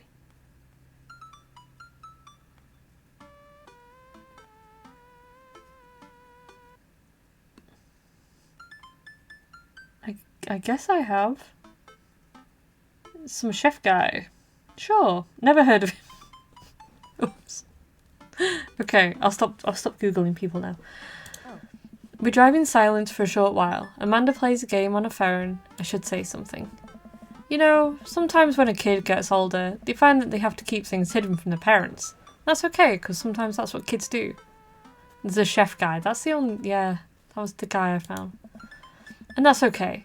But also sometimes it's good to have the parents' perspective because, you know, maybe the parents have also dealt with similar situations. And maybe there's a little cooler than you give them credit for. Anyway, what I'm trying to say is that it's good to share. Love you. Have you been reading my tweets? I was thinking about the footballer who set off fireworks in his toilet the night before the FA Cup. Wow, what a thing to do. That's wild. Do you have a Twitter? What? Never mind. Look, sweetie, Mr. Vega said you haven't been participating in class and that you're not turning things in. Oh, I'm fine, Pops. Senioritis and all that. I thought you liked Mr. Vega's class. It's fine. He's fine. We pull up to a stoplight and I eye Amanda. She's still texting. Just, I want you to know that you can talk to me about anything. Aha. I can tell that whatever it is, she doesn't want me knowing about it. That's frustrating. I heard Emma R's going to that fancy art school in California. That's exciting. Yep. Are you bummed that you guys aren't going to the same school? Yep. Amanda keeps texting. She stifles a laugh. What's so funny? It's a... I don't think you'd get it. Okay. Who are you texting? Noah. Who's Noah? My friend. Does he go to your school? Yep. Do you like Noah? What? No. Dad. Ugh. I can't believe you would... Dad. I mean, jeez. Why would you? Know your business. Ugh. Gross. Sorry, just asking. Dad, he's just my friend. Guys and girls can be friends. He's my friend. Okay. Jeez. This is going well. Well, good talk. Love you, kiddo.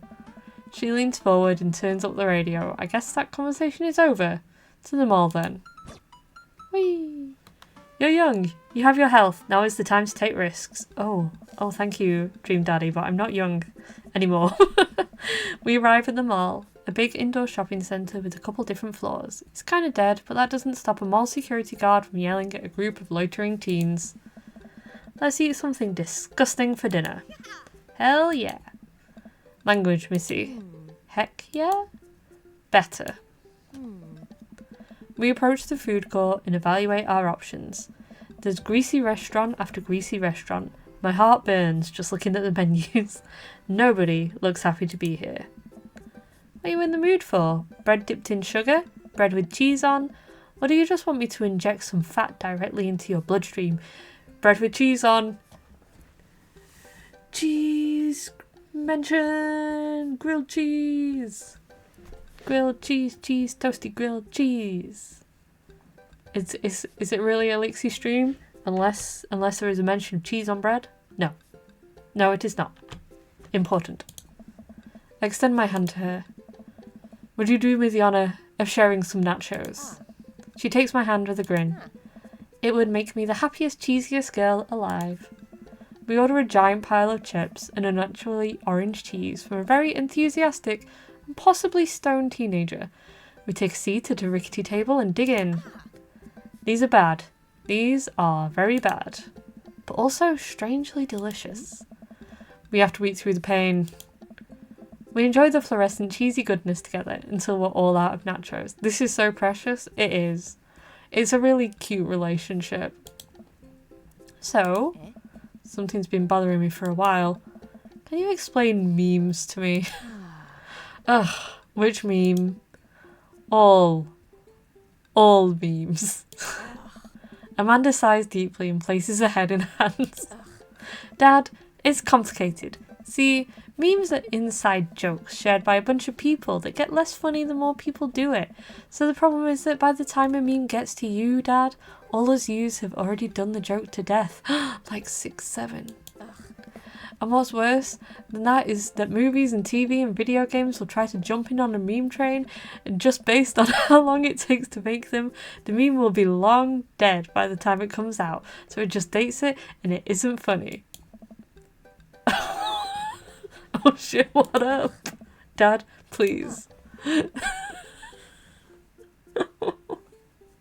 Oh gosh. Anyway, changing the subject.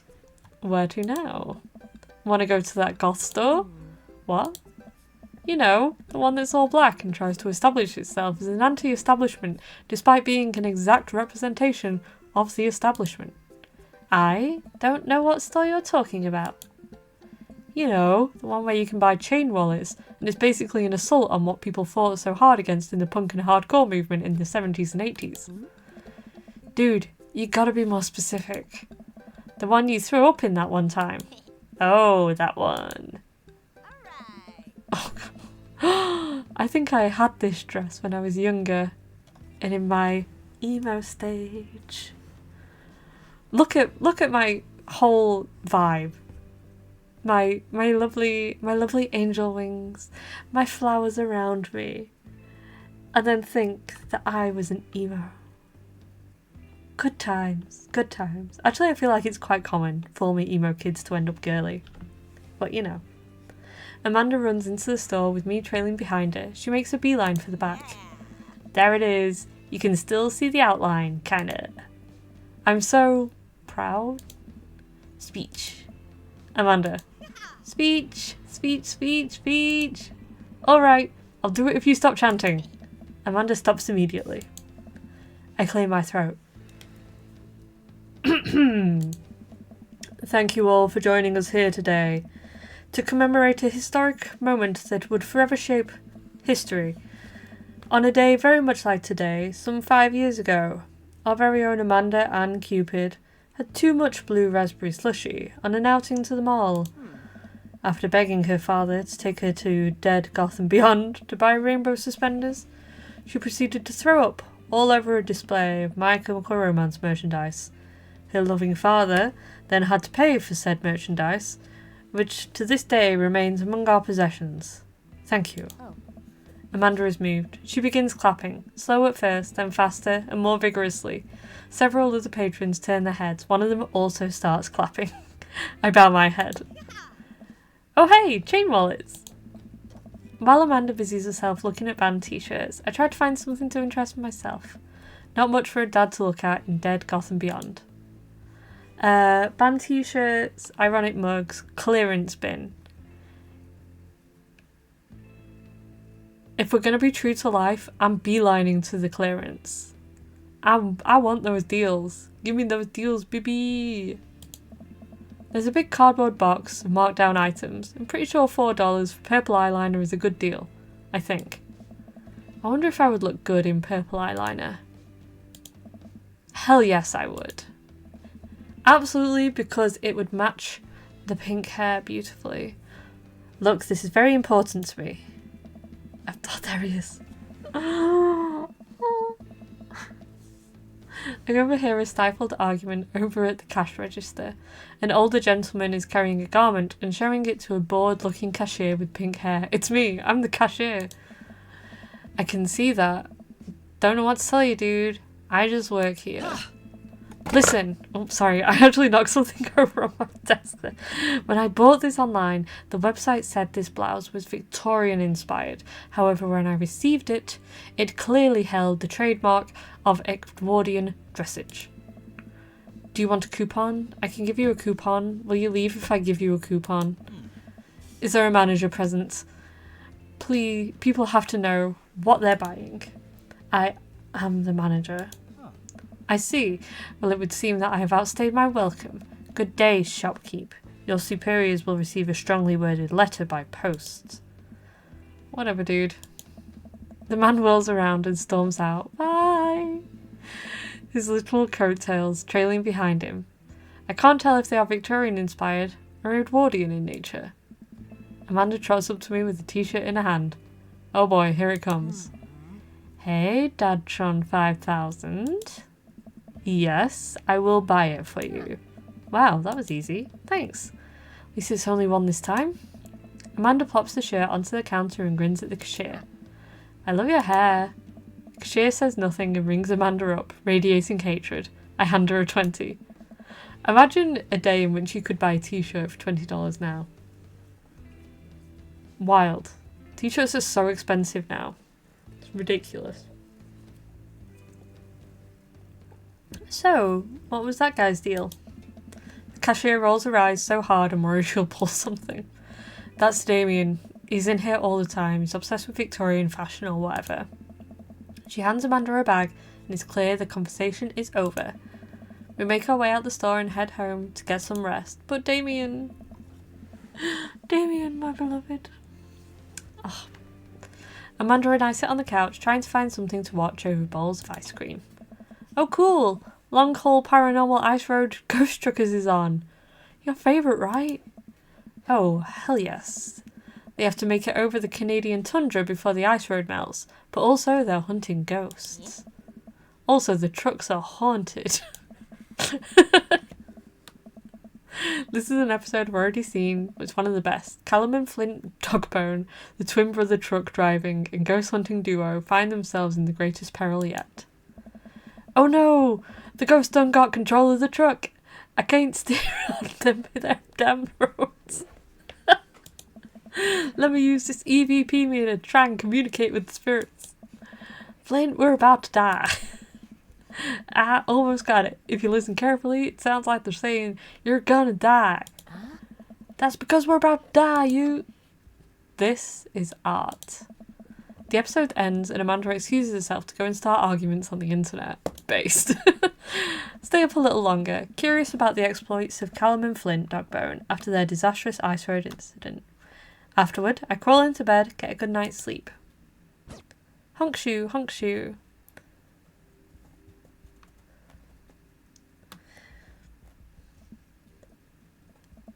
Snork. Me me me me me me me. Snork. Me me me me me me me me. Erika Ishii is Amanda. That somehow doesn't surprise me at all. I need to find out who the other VAs are. Obviously, like, I know Ray is Hugo. Now we know Erika Ishii. Because it's all people that, like, are Game Grumps connected. Morning, sleepyhead. 5 more minutes. You have never ever let me have 5 more minutes, so get up. Fine. Adjacent. Yes. Adjacent. That's a good word. We have cereal for breakfast and spend the morning putting together furniture. Amanda is much better at interpreting the tiny manuals. We're able to put together a few shelves and one desk. I'm pretty sure it was supposed to be a bookcase. So, you excited for the cookout today? Excited to beef up my grilling skills. If there's food, I'm excited. Based. I'm all over those terrible store-bought sugar cookies that everyone brings to parties. Yeah, those are bad. Which means there are more for me. Don't want you to meet some of the people in the neighbourhood. I'll probably end up standing uncomfortably in the corner with a plate of food and hope that nobody talks to me. Dad, you're a beautiful work in progress. We will get that butterfly to emerge from the cocoon. The social butterfly.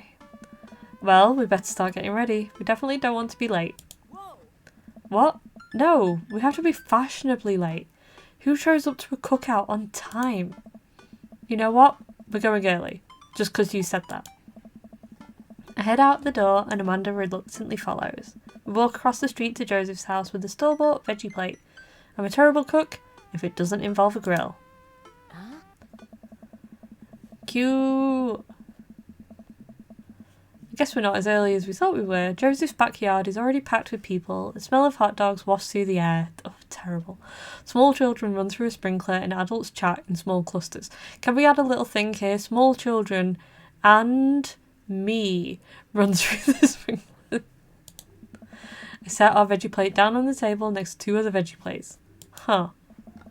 Hey, there's Joseph. I wave to get his attention. The moment he sees us, he jogs over, arms open wide. Welcome. I'm so glad you two are here. And you brought veggies. Let me introduce you to my family. Kids, come on over here. This is Chris, my eldest. Hi. This is Christian and Christy. They're twins. They stare creepily and say nothing. Then, of course, there's our youngest, Krish. Wait, where is Krish? Maybe Mary put him in his crib. Oh no, it's the woman from the bar the other night. What is she doing here? Oh, and how could I forget my lovely wife, Mary? Joseph pecks her on the cheek. She smiles. Ah, Mary, sweetheart, did you put Krish to bed?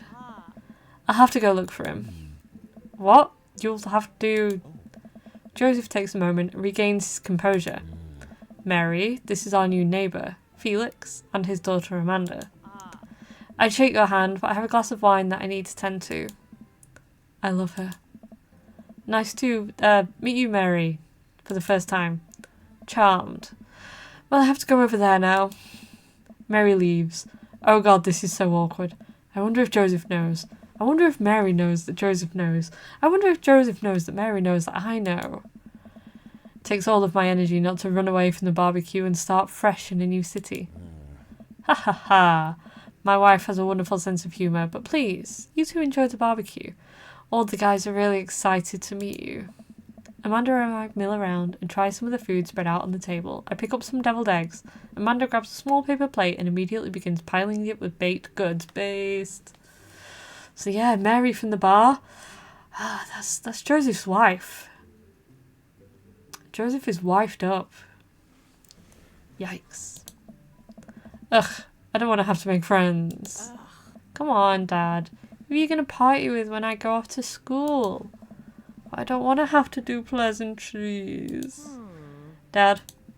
Ugh, they're going to talk about the weather. Go, do it. Make a friend. But how could I possibly abandon my only child at a social function? That's bad parenting. What happened at the bar? When we went to the bar, we went hunting for sport. We went looking for the game. We went to the bar. We were having a nice sip. Have a nice beverage, a beer.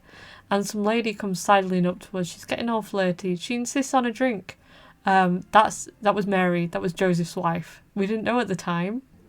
But yeah. And then after that, we got Robert sidled up and was like... bought us lots of drinks. Went to powder his nose in the bathroom. And then propositioned us in the middle of the street. So, yeah, that's what happened at the bar. That was just before you came in.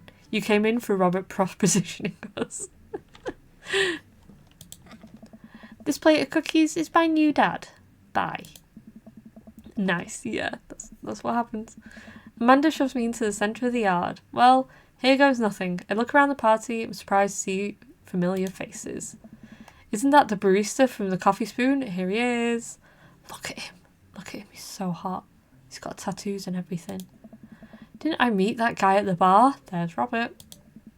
Didn't that guy throw a frisbee at my head? Yeah. Isn't that the guy who was throwing a fit in Dead Gotham Beyond? This is who I romanced on my last playthrough. Isn't that Amanda's teacher? It's Ray. Hey, I know Craig. But wait a second. All these people live in our cul-de-sac? That can't be right. I'd better investigate. Right, who should we go speak to first? Burger time. Just don't talk to anyone. Just eat a burger. Let's go and speak to Robert and Brian. Wait a second. These are all homosexuals. They are. These are all the dads. I glance across the yard and notice Robert and Brian chatting over drinks. Man, I don't think I want to deal with being one up by Brian. Or whatever happened with Robert last night. I know they caught me staring. Oh no, Brian's waving me over. Shoot. I flash a smile and walk over to them. Hey, guys.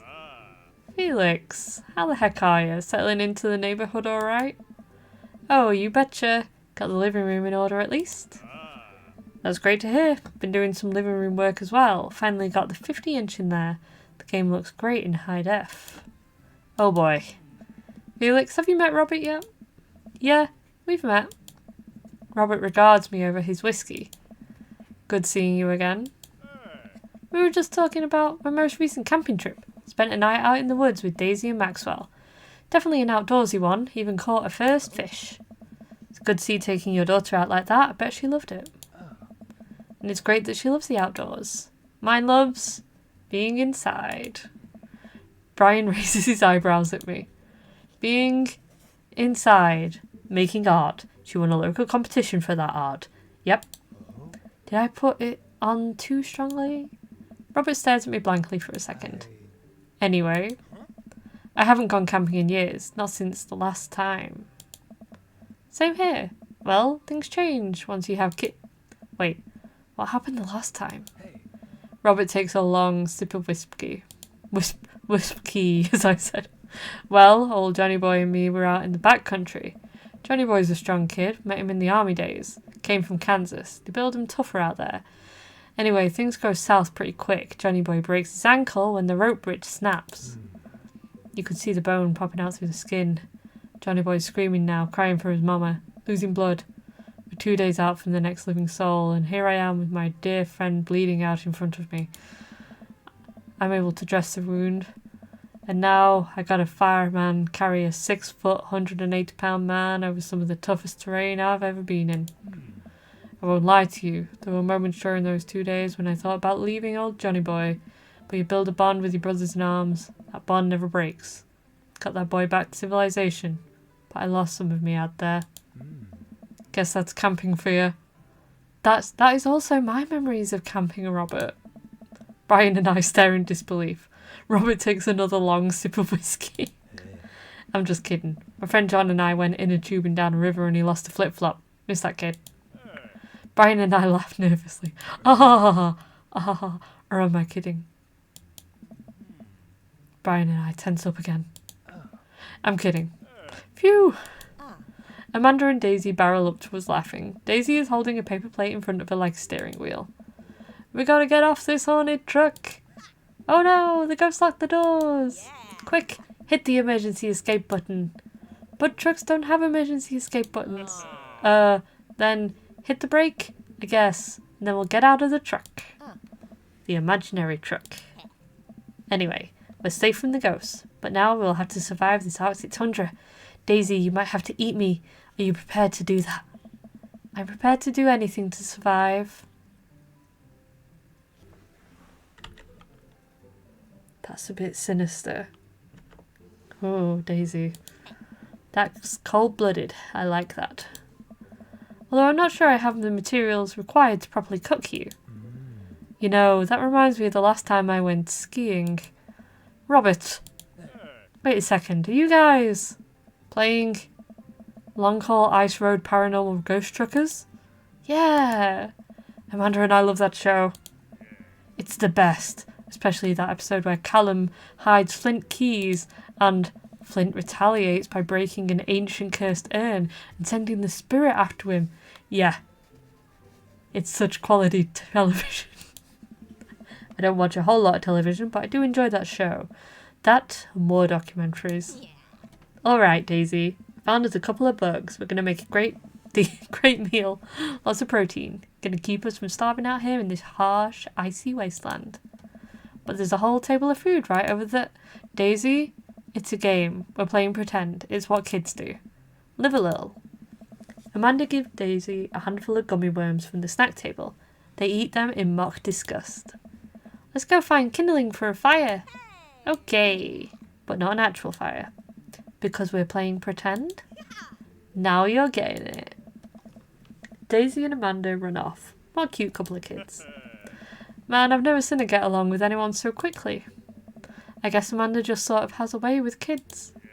That's kind of amazing. Daisy doesn't really get along with kids her age. It's nice that he's not trying to one-up me this time. Maybe we can have a regular friendship after all. Really? She just kind of keeps to herself. Her teachers say she spends every recess in the library. I think the other kids are intimidated by her intelligence. There it is. Itchy nose. I wouldn't worry about it too much. Amanda was shy at Daisy's age too. She used to have a habit of crawling under tables and crying every time we took her to a restaurant. Oof. That's relatable. That's relatable. Except instead of restaurant, it was just anywhere. She bit people too. That's... yeah, that's a bit less relatable. Oh ho ho, kids, right? Gotta love him. You're required to by law. I hear that. Well, since they're getting along so well, maybe we should try to put together a little play date for them. Robert needs to get a personality that's not the law. He does. It's called alcohol. That's his other personality trait. And also looking like this when I had a thing for dirtbags. So yes. They do seem to get along really well, but the thought of continually hearing about old Brian's accomplishments is rough. Yeah, that'd be nice. Well, I don't want to take up too much of your time. Go meet some of the other fellas. Okay. Little pause because that was a lot of text. For a sippy sip. So, I don't know why I pursued Robert so heavily when I first played this game. Robert's a tricky one because I think there is, if I remember, there's a point where it's like, if you don't do certain things, there are multiple endings to this game. I feel I must say this. There are multiple endings and it all depends on like dialogue choices and stuff, so.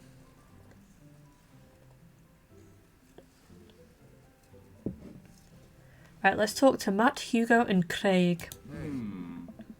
Oh my god.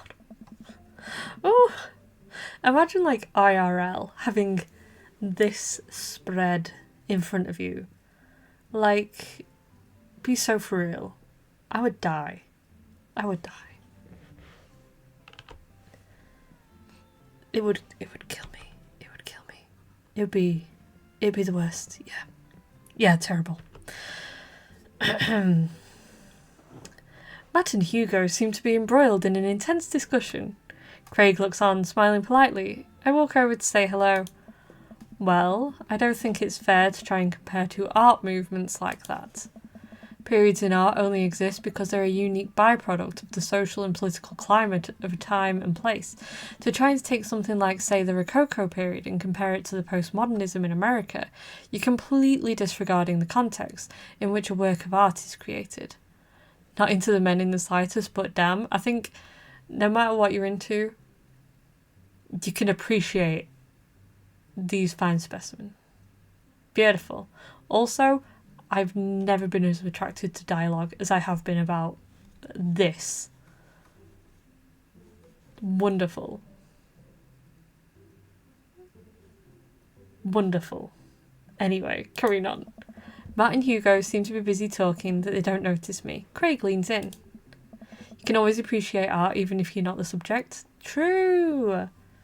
Dude, I have no idea what's happening. Talk to Craig, listening on Matt and Hugo. Oh no. I like Craig. I guess we've already like had our moment with Craig when we went to the gym. So let's talk to Matt and Hugo. Well, let's listen to Matt and Hugo. That kind of comparison just eliminates the reason art movements are so important in the first place. You're not wrong, but I think there's no harm comparing one work of art to another. You could definitely say one painting is better than another if you're evaluating technical skill from a purely formalist standpoint. If I showed you a Matisse and then something by Dutch masters, which one would you say shows more technical prowess? You can't say that either one has more technical prowess. They're too different. Matt. They're too different. I'm so lost right now. I shoot a worried glance over at Craig, who returns it. Well, sure, you could say the Dutch masters were technically more skilled, but I would argue that while the Dutch masters were better painters, Matisse had better paintings overall. I have no idea what you guys are talking about. Well, that's pretty subjective. Art is dead. Definitely not the last one. I don't want these two to punch me. Or maybe I do. Maybe I do. Anyway. That's pretty subjective. How do you mean? Well, that painting of the guy with the apple in front of his face is pretty nice. Matisse rocks. The bonk emote, I think it's going to get a lot used tonight. Oh. That's a Magritte. It is indeed a Magritte. Right. Oh, sorry. You're fine, dude. We were just discussing the importance of context when talking about artwork. Listen, all I asked was if you liked Van Gogh or Picasso better. Hugo throws up his hands in frustration. But they represent two completely different art movements. How could I possibly choose between the thick, creamy impasto of post-impressionism and the abstractionist beauty of cubism? Man, that's all way above my head. Me too. Haha, it's all good, man. Cool thing about art is that we all perceive it differently. A single piece could have a totally different effect on each person that looks at it. And that's awesome. Nice. Just 1 minute about that. Hugo, please. Oh. Sorry, I get really fired up about art stuff. Felix, how are you liking the neighbourhood? It's pretty nice. Everybody's been super friendly. Seems like your daughter is fitting in just fine. Oh, look at that face. Matt points across the yard to where Amanda, Daisy and another young girl are playing. They're all sitting cross-legged on the grass, picking weeds and weaving them into little flower crowns. It's pretty adorable. The girl I don't recognise jogs over to us. What is it, sweetheart? It's a flower crown. I thought you'd look cute in it. Well, there's only one way to find out. Matt takes the flower crown and places it on top of his head. Ah, so cute! Am I cool now? The girl stares at him, thinking it over. Nope. But you're slightly less uncool than you were before you put it on. Ha! Hey Felix, this is my daughter. Hello. I'm Carmencita. Amanda comes over with Daisy in tow. Dad, look! I'm making friends. Are you making friends? You better be making friends. Yeah, actually, Amanda, you remember the cool barista from the coffee shop? My old college friend, and, your teacher. Whoa. Oh, hi, Mr. Vega. I didn't realise we were neighbours. Oh. Yep. You still gonna get me that overdue term paper? Ha ha ha, great seeing ya. Amanda finger guns her way out of the conversation like a champ. She learned the finger guns move from me, I'm very proud. Oh. She's definitely a charmer. Speaking of which, where did my son go? What? Hugo looks around the party. You must finally spot him because his eyes go wide. What? Ernest Hemingway Vega, are you smoking? Ernest is holding a lit cigarette. Nope. I see Ernest across the way. He casually takes a long drag of his cigarette and then flicks it into a gutter. Oh. Unbelievable. Excuse me. Hugo marches over to Ernest. I turn my attention to Matt and Craig. Kids, right? Man, I do not envy Hugo. The last barbecue we had, Ernest tried to shove a whole sparkler down Joseph's pants. Nearly burned down half the yard. And then the barbecue we had before that, he actually burned down half the yard. And then it spread onto my lawn and burned down half of my yard too. Hugo walks back over to us, practically dragging Ernest behind him. Look at that ratty little tash. That's so funny. Hey everybody, sorry about that, Felix. This is my son, Ernest. Hello. Ernest looks away, sulking, his hands shoved deep into his pockets. Hugo nudges him impatiently. Hey. Nice to meet you, Ernest. What grade are you in? Does it matter? Ernest. Okay, I'm in the 8th grade. God, are you happy now? I'm sure you were just dying to know. Yeah. Good for you. Can I go now? I'm tired of talking to old dudes who blame my generation for the failing economy. Ernest, his name is Chat. Chat, is this you? Is this you? Are you being grumpy? I think this is you, actually. This is you. I don't know. Ernest. Oh, yeah. Because I'm totally embarrassing you. Ernest puts earbuds in and storms off to stand in the corner. Well, that was certainly something. He seems nice. Hugo puts his head in his hands and sighs. I'm so sorry. We're having a really tough time. As much as I want to be the cool dad, I have to be the authoritarian dad, and he clearly resents me for it. I mean, I think as a dad and a teacher, that's about as authoritarian as you can get. That means we don't have to walk. Yep, this is you, chat. This is me. Carrying you around, showing you the sights. Being like, and this is some dads. Honestly, are any of us cool dads? Is it even possible to be a cool dad? What? I'm cool as a cucumber. See? That right there. You can't say that. My kids think I'm cool. Well, for how long, Craig? How long do we get to be the cool dads? I don't know. I think we just have to accept the fate that as dads, we become the machine we once raged against and accept our fate to unironically wear socks with sandals. Your kids may think you're cool now, but the moment they hit puberty, you're doomed. Joke's on you, my dad is currently building a D&D Lego set, so like, he's pretty cool. Amanda's 18 and she still thinks I'm cool. I yell across the yard to my daughter. Amanda! I'm cool, right? Amanda just laughs. She keeps laughing. I see your point. Oh. As much as you all want it, your dad sounds cool AF. He is pretty cool. He spends his time playing video games or building Lego. I mean, like, you know. I don't think it's as important to be a cool dad as it is to be a good dad. We can't all be best friends with our kids. It just doesn't work. I mean, look at me in earnest. Our job as parents is to make sure our kids turn out okay. Yeah, you're right. But it'd be nice to have it both ways. What you aspire to? What, playing video games and building Lego? Honestly, same. Absolutely same. Hearing these guys talk about what makes me talking about this makes me think of the relationship with Amanda. We get along so well, but there might come a time when it won't be like that. Is college when that happens? Don't let us eat up your time, Felix. Go meet some of the other people around the neighbourhood. Right, let's go speak to Joseph and Damien.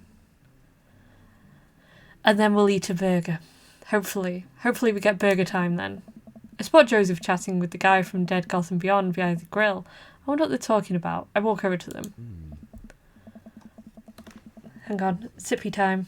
Sippy time. Ah, delicious. So I'm curious, can you walk me through why you had your house painted black? Where do I even start? The house stays warmer in the winter. It provides an artistic contrast to the rest of the neighbourhood, and it complements the crimson interior perfectly. It's definitely an interesting choice. Thank you. I'm very proud of my abode. Felix, I was just having a conversation with Damien here about his aesthetic design decisions. Damien regards me up and down with a warm but critical eye. How do you do? I don't believe I've had the pleasure. I think I saw you in Dead Gotham Beyond the other day. Damien's face turns bright. Look at his face, he's so cute. I must apologise for my behaviour on that day. You see, I take the goth lifestyle very seriously, and to be caught in a ruse by such a corporation as Dead Gotham Beyond was profoundly frustrating indeed. I hope you know that while my anger may have been justified, it was no such way for a gentleman to act. It's okay, man. Do tell me about yourself. Are you new to the area?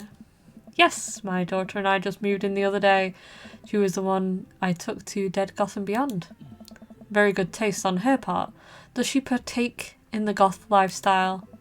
I think for a second. I look over to Amanda, who's hanging out with some of the older kids in the neighbourhood. Hey Amanda! Would you consider yourself goth? Amanda yells back. I wouldn't necessarily try to fall under any one specific label, but I guess if I had to choose, I would more describe myself as twee hipster with some normcore leanings. Bats are cool though. Ah, pity. Are you enjoying the party so far? I really love Damien. Oh, definitely. Thanks so much for putting that on. It's nice to be in a cul-de-sac where everyone is friendly and welcoming. Yeah, but does an ice cream van park up? That's the only point of cul-de-sacs is ice cream vans parking up in the middle, and then everyone can come out and get the ice cream. One of my friends in school lived on a cul-de-sac and it was wicked. We'd sit there playing Kingdom Hearts and we'd go and get ice cream. Ugh. Childhood. It was good. Amanda walks up to the conversation. I also like The Lost Boys a lot. Really good movie. Does that count as goth? That it would, my dear. I don't believe we've had the pleasure of meeting. Damien Bloodmarch, at your service. Living like Ed, Ed and Eddie? Yes. I was Plank.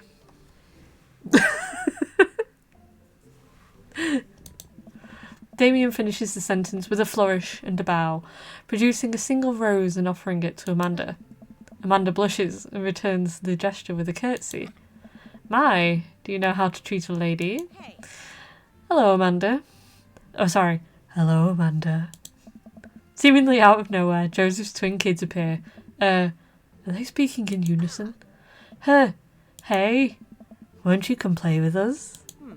Come play with us. Forever. Guys, enough with the creepy twin shtick. We've talked about this. Christian and Christy slowly back away. Where do you think they got that from? Mary pops into the conversation, wine in hand. I don't know. Mary takes a long sip of wine. I think I might have taped over VeggieTales VHS with The Shining. Who knows? She takes another sip of her wine. Where's Krish? Give it a rest. Wasn't he with you? You had him a moment ago. He's probably stuffing dirt in his mouth. He'll be alright. Toddlers are pretty resilient. Mary tips a glass to me. Ain't my first time to the rodeo. It's my fourth. I have squeezed 4 little... Sweetheart, would you do me a favour and please find Krish? That would be great. Who calls a child Krish? I'm sure he's fine. Mary. Okay, jeez. Mary finishes a wine and wanders off. Dad, can we go now? You swine. Ah, Lucian. Have I introduced you to Felix yet? Hey, it's that punk from Amanda's school. I remember you. Whatever. That's no way for a young man to speak to his elders. Be polite. Lucian bows. Whatever, sir. Lucian bows again. Mr. Christiansen, may I have a veggie burger, sir? Coming right up, bud. You a vegetarian? Yep. Make that 2 veggie burgers. Did you know that some people in the Victorian area were vegetarians? You hate that kid? No! No! Although, you're saying F his dad?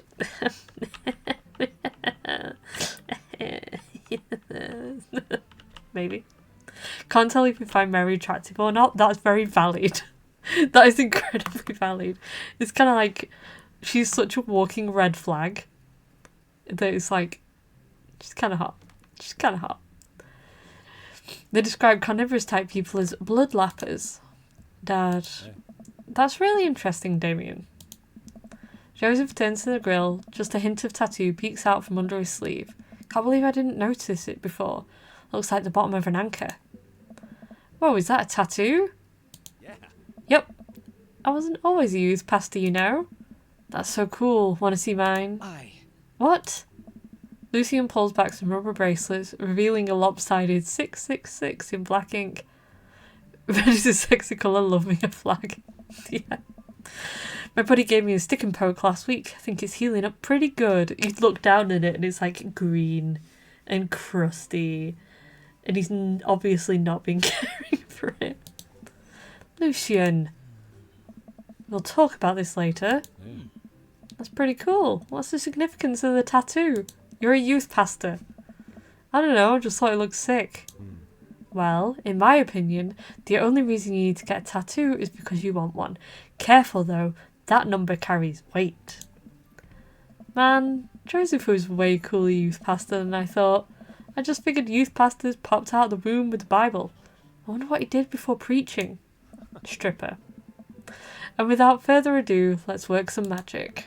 Joseph closes his eyes, takes a deep breath and gets to work. With the greatest of ease, he sets patties on the grill, flourishing as he flips the spatula in the air. It's easily some of the best grill work I've ever seen. You guys think this is my first time in front of a grill? He's working faster now, effortlessly tossing cheese onto patties, perfectly grilling onions on the side, one after another. The dads take notice and crowd around Joseph to admire his masterful technique. You probably didn't know this, Felix, but Joseph's known around here for his grillmanship. He's ungrievable. Nice. I've tried to get on his level, but I just can't catch up. Let us keep studying. He has a rare quality about him. Mustard, we keep talking about this. Can't we just appreciate the artist? This is too many puns. Never seen him make a mistake. Ah. Okay, we need to stop. This is getting too cheesy. Please stop. Thank you, Amanda. All of the children at the party blew the glorious display of puns in unison. Yeah. Alright guys, the food's ready. Please form an orderly barbecue. Amanda groans. We all grab our food and hang out, enjoying perfectly cooked cheeseburgers. Oh, a cheeseburger would go so hard right now. Oh, I want a cheeseburger. Even though I've just had pasta bake, I want a cheeseburger. Anyway. Man, it's so wild how all of us dads live in the same cul-de-sac. Kinda nice, isn't it? Feels like there's a real community here. Totally helps when you're just a single dad trying to raise a kid. I'm happy to have you here, man. Think you're gonna like this neighbourhood a lot. Oh. No, I don't like that one. No, never make that noise again. Thank you. Ugh. Plus, Amanda seems to be getting along with all the kids. If she decides to get into the babysitting game, she'll really make a killing. Hey, why don't you add us all on Dad Book? Dad Book? Yeah, it's a great social network for dads to keep in touch with each other. We're all on it. So if you ever need to reach out to anyone, that's the simplest way to do it. Sorry, I'm just an old-fashioned dad. Social media goes over my head sometimes. Dilf. Oh dear. Don't worry, Pops. I'll help you figure it out. The rest of the barbecue goes smoothly. We all trade stories and drink beers as our kids play on the lawn. Amanda breaks up a fight between Carmencita and those weird twins. I think they wanted her soul. Only dads. Oh, that's my kind of website. Amanda and I walk back to our place as the sun sets over the neighbourhood, and we both stop to have a sip of our can of Pepsi.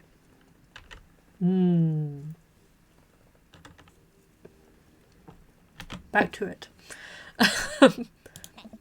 Pretty fun party, don't you think? I got a burger in me. Felt like I was at a networking event. Wish I could have been playing Paranormal Ice Road Truckers. Got a burger in me. Hell yeah. Sweetie, if I can impart any sort of wisdom upon you right now, not that this was a bad situation, but if you're ever in an uncomfortable situation, always look for the silver lining. The silver linings get you through to the other side. We ate rocking burgers today, and it was good. Amen. Well, hey, at least you met some other cool dads. You should hit 'em up on Dad Book. Maybe I will if I ever figure out how social media works. I have a good feeling about this place. Me too, Dad. Amanda and I arrive home with the remnants of our veggie plate. Seems like nobody was really into the cauliflower. That's because cauliflower is an abomination. Any big plans for this evening? Actually, yeah. Going out with some friends. Oh. Is that okay? Of course. Just keep me posted. Be home before midnight. You got it. And be careful. I will. Make good choices. Of course. Call me if you need anything. Dad, you're not going to do the whole thing where you wait silently for me to come home in the living room with all the lights off, are you? What? No, I've never done that. I will never do that. Okay. Do you have plans tonight? My plans were kind of to eat ice cream and watch TV with Amanda. I'll find something to do. I'm gonna throw a party, work on some stuff, see how long I can sleep for, or throw a party. Ooh, which one do we think? I don't think see how long I can sleep for. I feel like that's not going to be the best. throw a party could be fun. She said as someone that's literally never thrown a party. But maybe this is the time we explore the party side of us. Maybe we become party people, chat. Party rockers, if you will. In the house tonight. Sleep is good though. Sleep is based. I do love sleep. Sleep is pretty wicked. I will give you that. You got me there. You got me there. But in this game, I feel like we gotta be proactive to meet dads. So do we work on some stuff? How does one throw a party? I think first of all, you make acquaintances that care to be in your space without being paid. And then I'm lost. I've never had those, so. I think we should go for throw a party. Shall we throw a party? Why not? I'm going to throw a party. A real rager. All the other dads in the neighbourhood invited. I'll see if I can get you a spot on the list, but honestly, it's looking tight and you might just have to wait in line. I know the guy at the door. I'll get in no problem. I'm just relaxing tonight. Have fun, okay? Oh, we're not throwing a party. Disappointing. Great, see you later. I watch Amanda drive off into the night. I really hope she has fun. Plop down in front of the TV, turn on some Wine and Dine Mastermind with celebrity chef Gavin Chapman. Looks like Gavin's making a roasted rack of lamb with rosemary mashed potatoes. Love to be able to cook like that, though I think if I was actually good at cooking, I'd use my powers for evil, like just making baked Alaska all day, instead of any food of nutritional substance. Man, Gavin Chapman just caught that thing on fire, but he meant to do it. What a professional. I lose track of time as I blaze through several episodes of Wine and Dine Mastermind, and also one episode of some cooking show called Meat Hell. Not even sure what that was about, just a lot of yelling. Glance at my watch. Man, it's almost midnight. I should check in with Amanda. I send a text. Hey kiddo, you good? I wander into the kitchen as I wait for a reply. Amanda's phone is almost always in her hand, so I'm sure she'll respond soon, unless she's driving home now, in which case I hope she doesn't respond soon, because they've definitely taught her better than to text and drive. I reach into the freezer, grab an ice cream sandwich. It's a little late for this, but I think I earned it after a long day of socialising. I want an ice cream sandwich! Got the PlayStation Direct starting in 5, so you're off. Ooh! Enjoy the PlayStation Direct? Oh, I've just seen actually that... I've just seen that Ray's going live for that. Okay, well, enjoy the PlayStation Direct. If I'm still streaming when it's done and you come back, let me know if there's anything good. I'll get back to my ice cream sandwich. But yes, enjoy the stream, Zag. Bye! I check my watch again. And then my phone. Nothing yet. Okay, so now I'm worried. Do I call her? Do I call the cops? No, it's too soon for that. I'll just send her a gentle reminder text. What's up? Half an hour passes. Now I'm really worried. The episodes of Gavin Chapman's Meat Hell are only not assuaging my anxiety, but possibly exacerbating it with all the yelling. So I keep pacing around the house, waiting for her to come back. Yakuza 9, whatever number, maybe. Let me know if there's Dark Cloud. That's the PlayStation game I want a sequel to. Why didn't I find out where she was going? Who was she even with? Why don't I know any of her friends' phone numbers? Why don't I even know any of her friends' full names? Who is Emma P? I decide to send her another text. Amanda, please text me and let me know you're okay. Can't help but think of the awful things that could have happened to her. Oh, thank God it's her. Amanda opens the door and shuffles in. Finally she's back home. I'm glad she's okay. Sup? Sweetie, thank God you were safe. Ugh, yep. But now that I know she's okay, I'm really mad. Why didn't you answer my texts? Amanda pulls the phone out of her pocket. Oh, whoops. Guess I didn't see those. She starts to walk to her room. Amanda Ann. Whoa, we're pulling out the middle name now? Amanda, you came home an hour and a half after your curfew. You didn't even respond to any of my texts. You really freaked me out. I was about to call the cops. Dad, you're seriously overreacting. You're not going to be like this when I go off to school, are you? Don't like your attitude, I have a right to be concerned. I was scared. Be honest with your kids. Be honest with them. Tell them you were scared. I did this. I didn't let people know where I was going to be. Parents got really freaked out. Fortunately, they did have the numbers of my friends. They were able to get in touch with me. And they were very open with being like, we're mad because we were scared. And from that point, I always made sure that they knew where I was. Even now, I'm still like, hey, I'm going to go do this thing.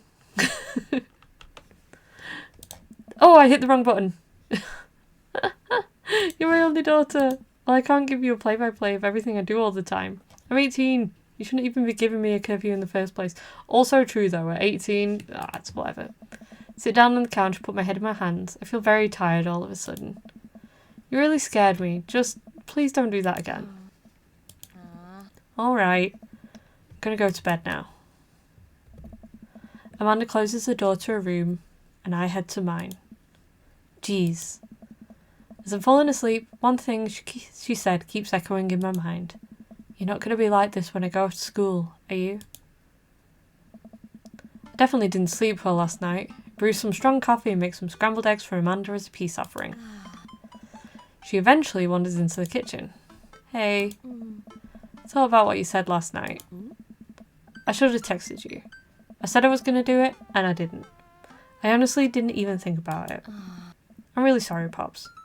I won't do it again. Well, I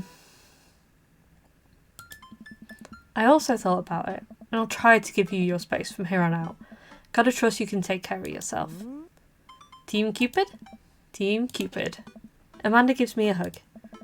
Want some eggs? You know it. Sprinkle some cheese on them? Already did. Bless you. Amanda's cast down the eggs in the time it takes me to wash the pan.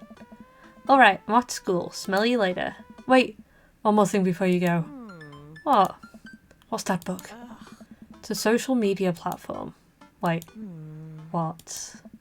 What's a social media platform? Dad, I have to go to school. Come on, Amanda. I'm an old man. I can't put together a dad book profile on my own. Alright, I'll help you sound interesting on the internet. Amanda spends the next couple of minutes setting up my profile on Dad Book, which, as it turns out, is a place where dads can get together and talk about fatherhood. Alright, Pops. We gotta fill out your profile. Let's get some likes and dislikes. Woo! On a Friday night, you are most likely to polish and sort my coin collection, Netflix and grill, baby. Fall asleep with the History Channel, torment my children with dad puns, sink into blissful oblivion. Sleep. Friday night, I tend to... Yeah, Netflix and grill, baby. If you had one thing to take with you onto a desert island, what would it be? Trusty grill, the lost shaker of salt, Castaway on DVD for instructional purposes, a boat, obviously. I don't need anything my survival skills have trained me for this day. A boat, silly. What are your turn-ons? Ooh. Strong dad arms. We'll keep that one highlighted because that is, that's a good one. Tennis shoes with long white socks. No. A well-manicured lawn. No. I prefer wildflowers, honestly. Street smarts. Top-tier grillmanship. Comfortable with crying. Ooh, that's a good one. It is important. If anyone's going to be around me for more than 2 seconds, they need to be comfortable with crying. But that's not really a turn on, so I'm going to go strong dad arms. What did you want to be when you grew up? Technical writer for manuals and instructionals. What? Salty boat captain. Pro skater who's also an astronaut. Good father. The president of space.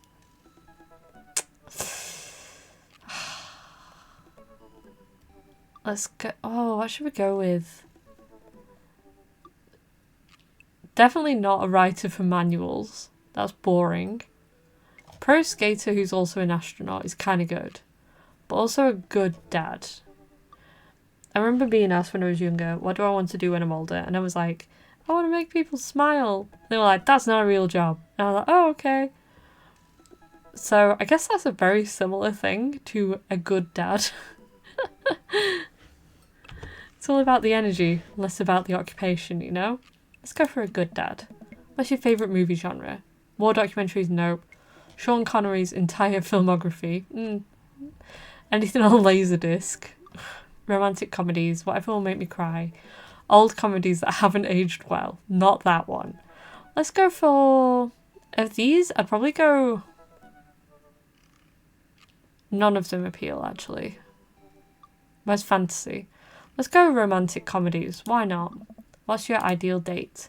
Napping together, doing a 1,000-piece puzzle together, eating a healthy dinner at 4 p.m. Dinner at 4 p.m? Jail.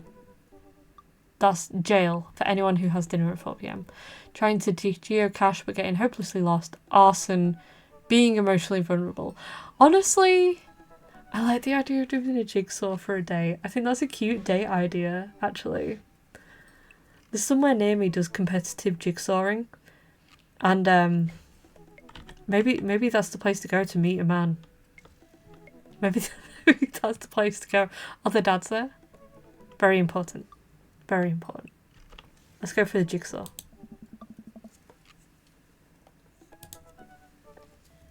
What do you never leave home without? Sensible cardigan, my sick vape, book of word jumbles and a pen, a cool knife, my cripplingly low self-esteem.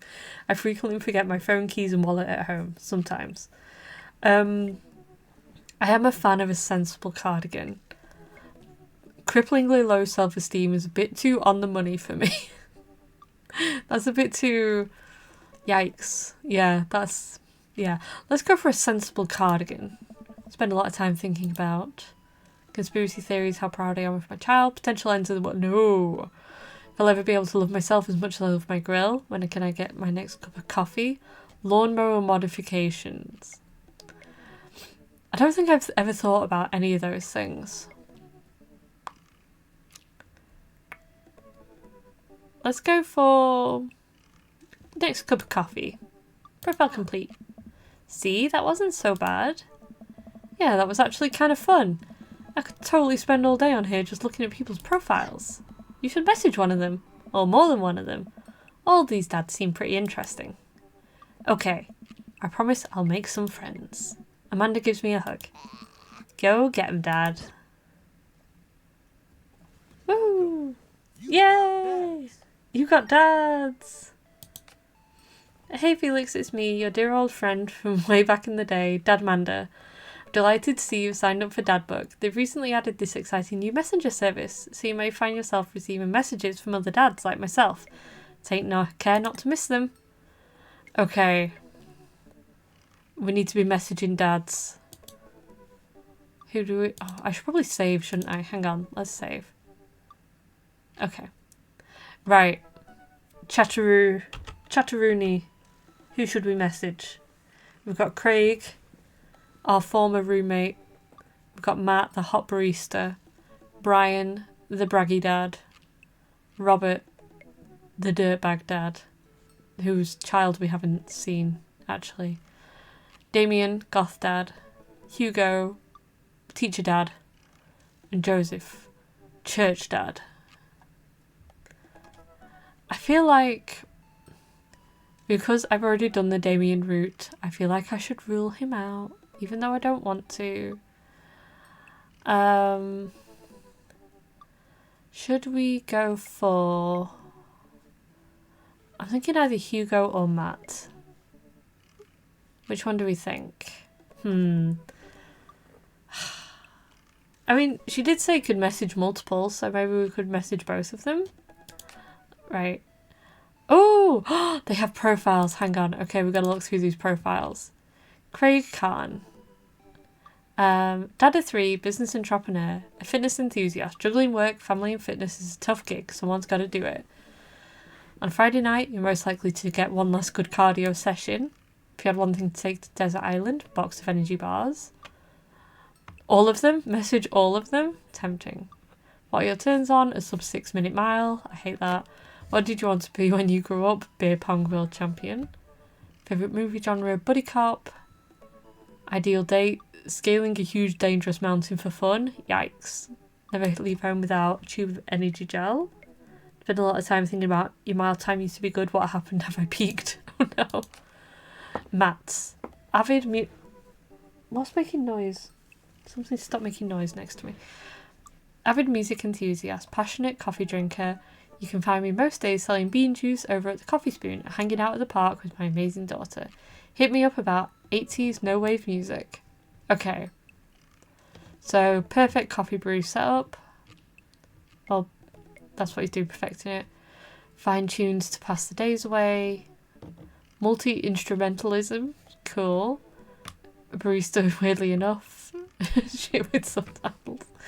Go to the animal shelter. Seriously consider adopting a cat. Ooh, tempting. Headphones? Where did writing commas in song titles come from, and where did it go? Did we all just agree that is a bad idea? No, I love commas in song titles, actually. Like, there's a very good reason these tables are numbered, honey. They just haven't thought of it yet. Great song title with a comma.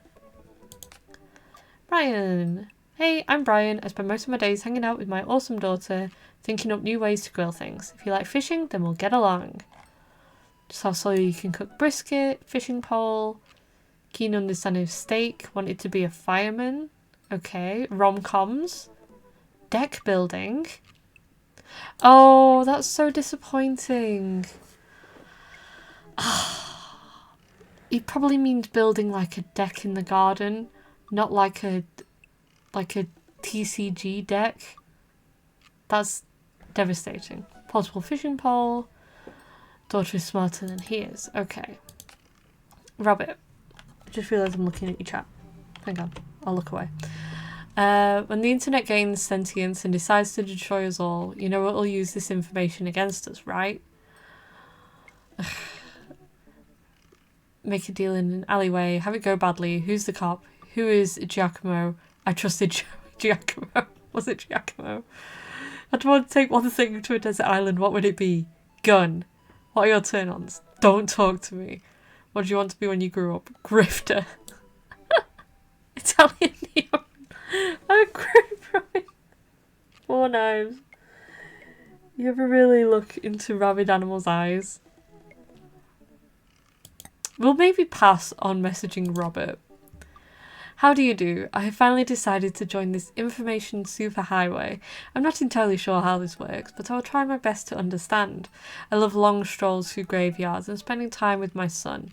If you would ever like to chat about the latest in Victorian fashion, the inevitability of our own demise, or black cats, please send me a letter. True crime podcast while taxidermy. A coffin. What are your turn-ons? Pronouncing right. Is that bosom or bosom? Who knows? What did you want to be when you grew up? A bat. Read that as a bra. Sorry, my bad. Foreign art house horror. It's night. We're at an industrial dark wave club in Berlin. The music drums to the beat of our hearts. An upside down cross. Mortality set. I don't understand what the last one means, Damien. Hugo. Middle school teacher. High school teacher. Writer of scholarly articles of 18th century literature for various esteemed publications. If you're on here to tell me that my son put a cherry bomb in your trash, I know, and I'm sorry. Strong tea and paint miniatures. Uh-oh, chat. We could be cooked. Remembrance of Things. Passed by Marcel Proust. What your turn on muscles? Based. What do you want to be when you grow up? A movie star. Documentaries on art history.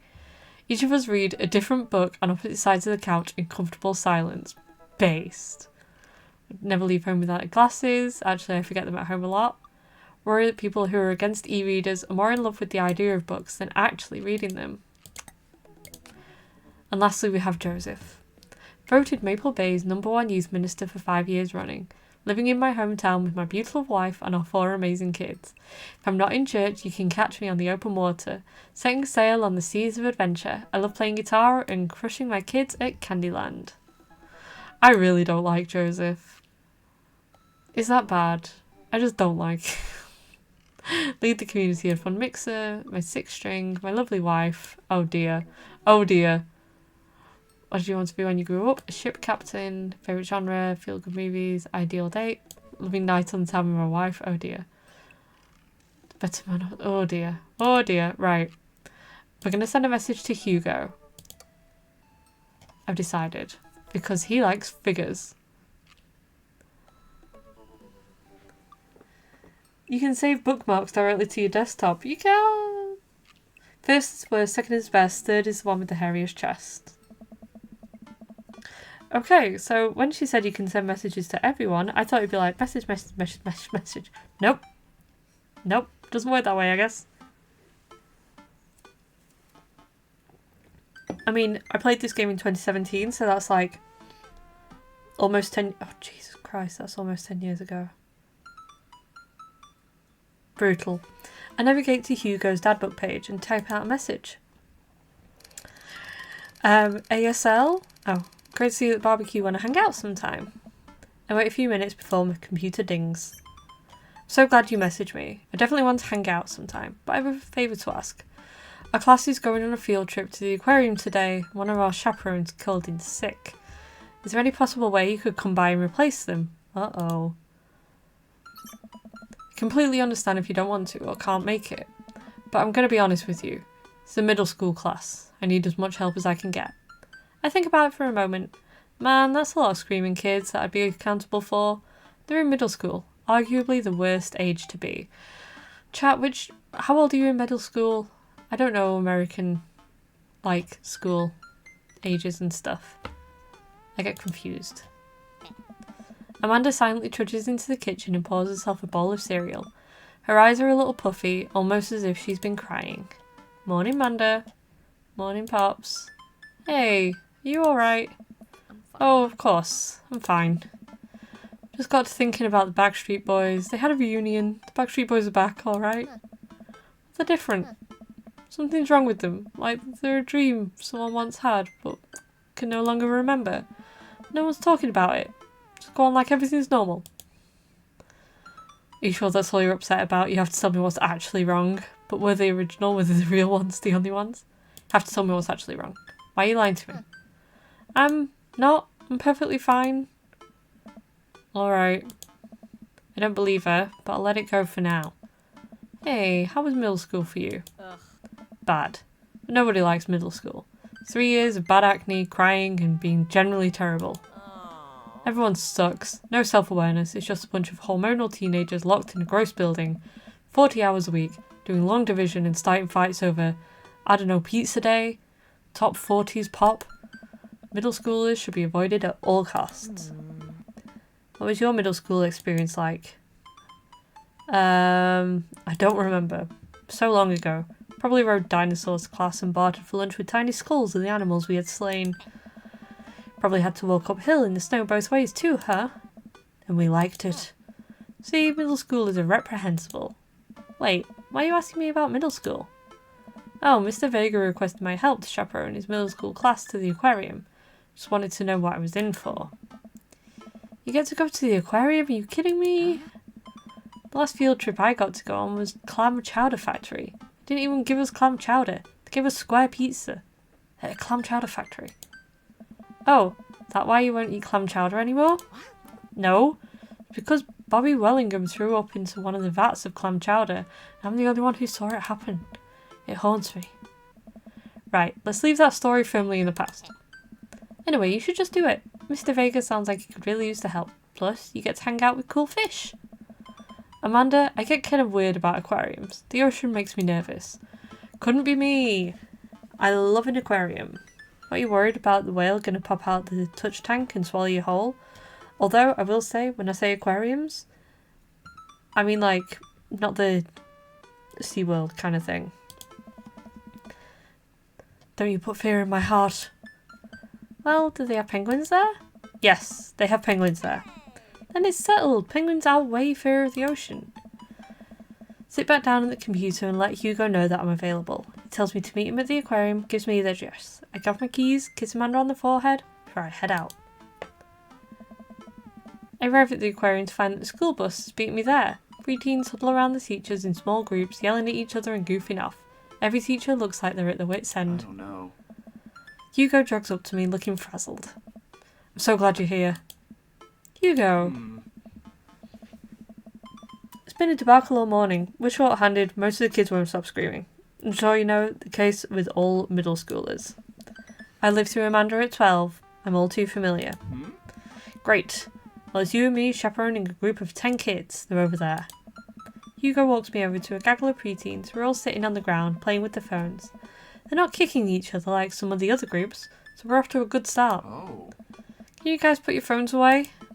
All the kids look up for a moment and stare at Hugo. They then go back to texting. At least they're quiet? Too quiet. These guys are up to something, I can feel it. There's no way. They're too busy thinking about not getting food stuck in their braces to pull any stunts. It's middle school after all. Oh. We'll see. Yay! Aquarium! The classes start filing into the aquarium and Hugo hands out massive stapled packets of paper to each kid. These are due at the end of the field trip. Yes, this will be for a grade. No, you can't borrow a pencil. The kids collectively groan and grab the sheets from Hugo. What's in the packet? Hey. Honestly, it's just busy work so that the teachers can have a moment's reprieve. I think one of the questions asked them to sit quietly for 10 minutes and think about the Great Barrier Reef. Teacher hacks. I like that. Wait, I thought you were an English teacher. What does the aquarium have to do with books? Oh. We just did a unit on the Old Man in the Sea. Nothing quite like introducing kids to the futile perseverance of human spirit by making them pet stingrays. Oh. Gives us time to check out some of the exhibits as well. Come on, they have a phenomenal section of tropical fish. While the kids sat on the floor and pretend to do their assignments while they text, Hugo and I wander over to a large tank with brightly coloured fish. Hugo points to a brown and white fish with long spines. Hey. Alright, there is a lionfish. Did you know that their stomachs can expand up to 30 times in size? Whoa. Hey. The spines are venomous too. Nature is hardcore. Oh. You think that's bad? Take a look at the one over here. Hugo points to a spiny, grumpy-looking fish hanging out near the bottom of the tank. Hey. That's a stonefish, the most venomous fish in the world. And they just like, keep it here? Oh, they're relatively harmless as long as you don't step on them. What happens if you step on them? Oh. Tissue necrosis. Cool. Nature is wild. Man, Hugo seems to know a lot about fish. I feel the overwhelming need to impress him. Hey, see that fish over there? That one?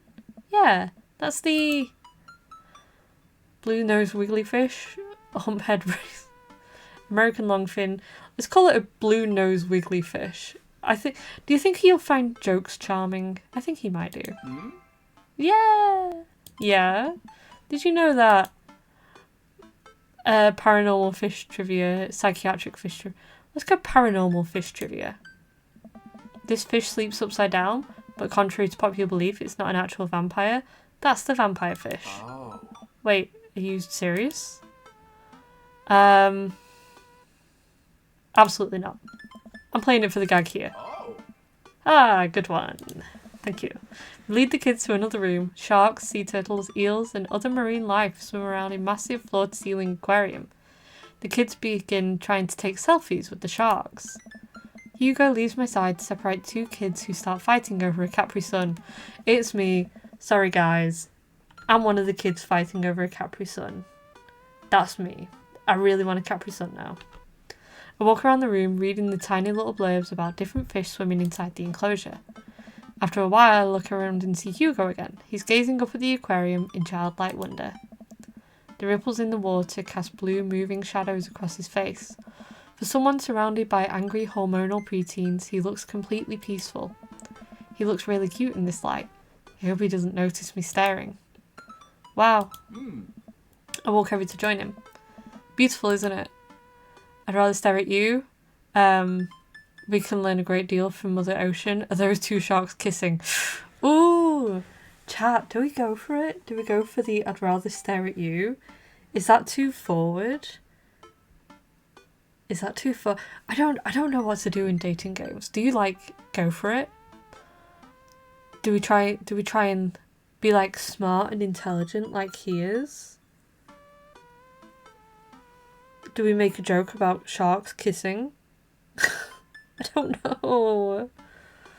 It's too hard. I feel like I want to say I'd rather stare at you. But I don't know if I've got like Fields of Mystery or goggles on. Or it's kind of like you can be flirty. Let's see. We can learn a great deal from Mother Ocean. I'd rather stare at you. Which one? Oh. Right, I'm going to shut my eyes. I'm going to do this. And it'll decide when I stop. I guess we're saying I'd rather stare at you. What? Hugo turns bright red. Maybe I put it on too thick. Oops. I mean, I'd rather not stare at you at all. Hugo looks confused. Great save, Felix. Oh no. I mean, never mind. Forget I said anything. I'm suddenly very sweaty. I search around for a fish tank to dunk my head in to cool down. We stand together for a moment, admiring the wonders of marine life. Oops. We eventually make our way to the touch tank room, which seems to be the only thing that kids are actually interested in. The tank is filled with a variety of horseshoe crabs, sea urchins, stingrays and small fish. I think... I don't know how to talk to people, is what I'm getting from playing this game. I feel like the first time I played it, I was quite good at knowing the right things to say to people, and now I just don't. I don't know anymore. I don't know what to say to people. Oh no. I stand around the edges of the tank, keep a wary distance from the sea life. Who knows what kind of nefarious plans those horseshoe crabs have for my well-moisturised hands. Hugo rolls up his sleeves and sticks his hand in the water. Don't you want to pet some rays, Felix? Oh, I think I'm good. I think I should just stay over here and admire them from a respectable distance. Come on, it'll be fun and informative. Don't make fun of me, but I'm scared to touch them. I get weird when there's no glass separating us. Don't know what any of those things are, but I get the feeling they'll probably bite me in my delicious hands if even given a chance.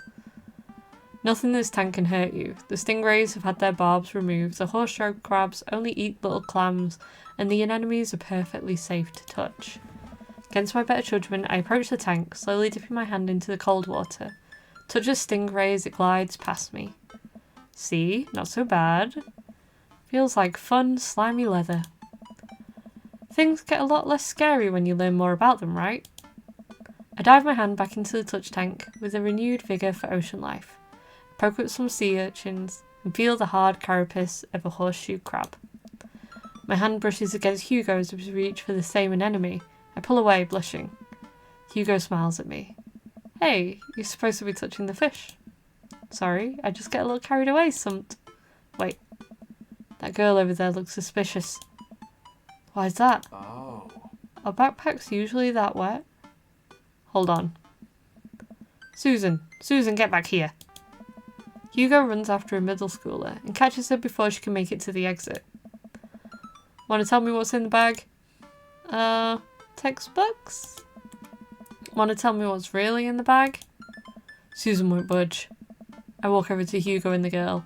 Think I might need to be bad cup. Look, kid. That's an easy 5 to 10 in the clink. I'm not afraid to hit a child. Yeah! We don't have time for games here, child. Whatever it is, it goes back into the touch tank. Now. You're not a teacher. You can't tell me what to do. Yes, well, I am. Can you please put the bag down? Next time we won't say please. Susan glares at Hugo for a moment before dropping her book bag on the floor. Lands with a wet slap. We stare at it for a moment before it starts to move. Hugo leans down and unzips the backpack. A horseshoe crab frantically scuttles out and across the floor. An employee swoops in, scoops it up, and places it back into the tank. Aw, poor baby. She gives us a disapproving look. Jesus, Susan, what was your plan? I was trying to free him. To where? Outside? I was gonna die? Susan, go back to your group. We'll discuss this later. Yeah, and hands where we can see him. Susan sulks off, leaving me alone with Hugo. He gives me a pat on the shoulder. Middle schoolers have sticky hands. I doubt that's the first time that's happened here. Or the last.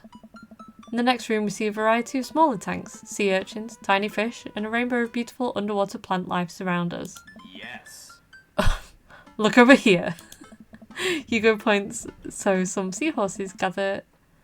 Points to some seahorses gathered at the bottom of the tank. One of them is in the middle of giving birth. It's actually the male seahorse. Sort of takes fatherhood to a new level, doesn't it? Hey kids, come check this out. There's a male seahorse giving birth. A low murmur from the students. They just jump back on their phones. Fun fact, male seahorses could even give birth and then get pregnant in the same day. Man, we thought we had it hard. I wonder if they have to deal with the kids' awkward teenage years too. All however many thousand of them. You seem to know a lot about marine life, Hugo. Yes. It's not really my speciality, but I do make a point to learn as much as possible wherever I can. I think that learning shouldn't end when you leave school. We should challenge ourselves to find more about the things we don't understand every day of our lives. Because if you stop learning, I don't think you'll ever be able to grow or change as a person. Good point. But I still don't trust the ocean. We'll get there. We finally make our way over to my favourite part of the tour, the Arctic exhibit. Do we get to see the penguins? Yes, we get to see the penguins. Hell yes. Yay, penguins! A group of kids run around the exhibits. They won't stop tapping on the glass of the puffin enclosure, trying to get their attention.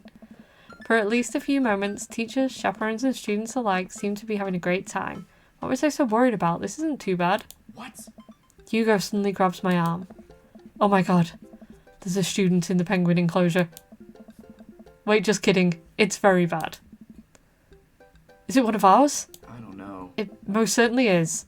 Molly Henderson, Susan's friend.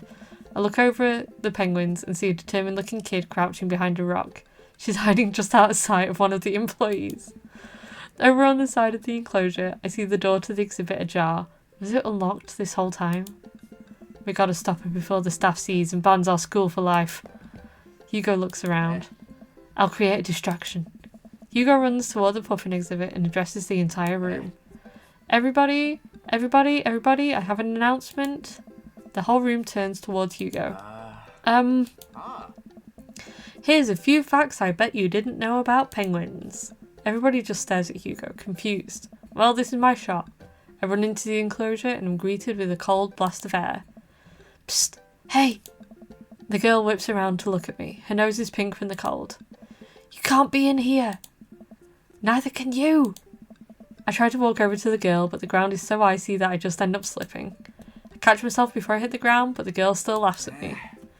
Contrary to popular belief, penguins are birds. Birds are traditionally known to fly, but penguins cannot. So I can understand some confusion when we're discussing the birdness of penguins. The crowd is still somehow enraptured. Because he's a DILF, why else would they be enraptured? Kid, what are you even doing? I'm letting the penguins go. They deserve freedom. Where are they even going to go? They're going to live in my closet. Look, I just don't even have time to argue about this. We've got to get out of here. Not until I save a penguin. Little known fact is that penguins only live in cold climates. With some exceptions. So they don't all live in cold climates if you're splitting hairs here. Did I mention that they don't fly? The crowd is starting to lose interest. I'm running out of time. Lay down the law, try to relate to her, bribe her. We're going for bribery. I will give you $20 right now if you leave with me. Molly thinks for a second. Okay. Well, give it me right now. I reach into my pocket and pull out everything I have, examining each bill. Okay, well I have $12 and some change. Also there's a button here, is that enough? Pay me the other 8 later, and we have a deal. We move to shake on our arrangement before I suddenly realise there's a wave of penguins on the way out the enclosure. We're going to have to block these birds. Oh no! What am I doing? Okay, we got a minigame. I have no memory of this. Get out of here! Get out of here! Get out of here! Oh, wicked deflection. Get back here. Get out of here. Get out of here.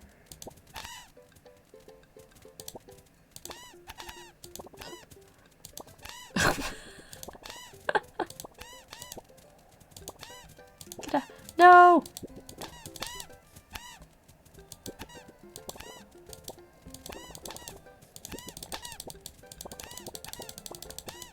Literally cannot block some of these.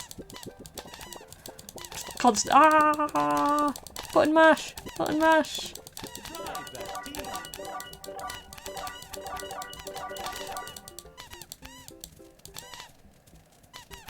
What do you mean? That's not fair! I didn't have any way to deflect that final penguin that escaped. 9 penguins escaped. Well, you know what? That's not too bad. S rank! Yeah, let's go! Bribery works. Heck yeah. It's called masking tape for a reason. Okay.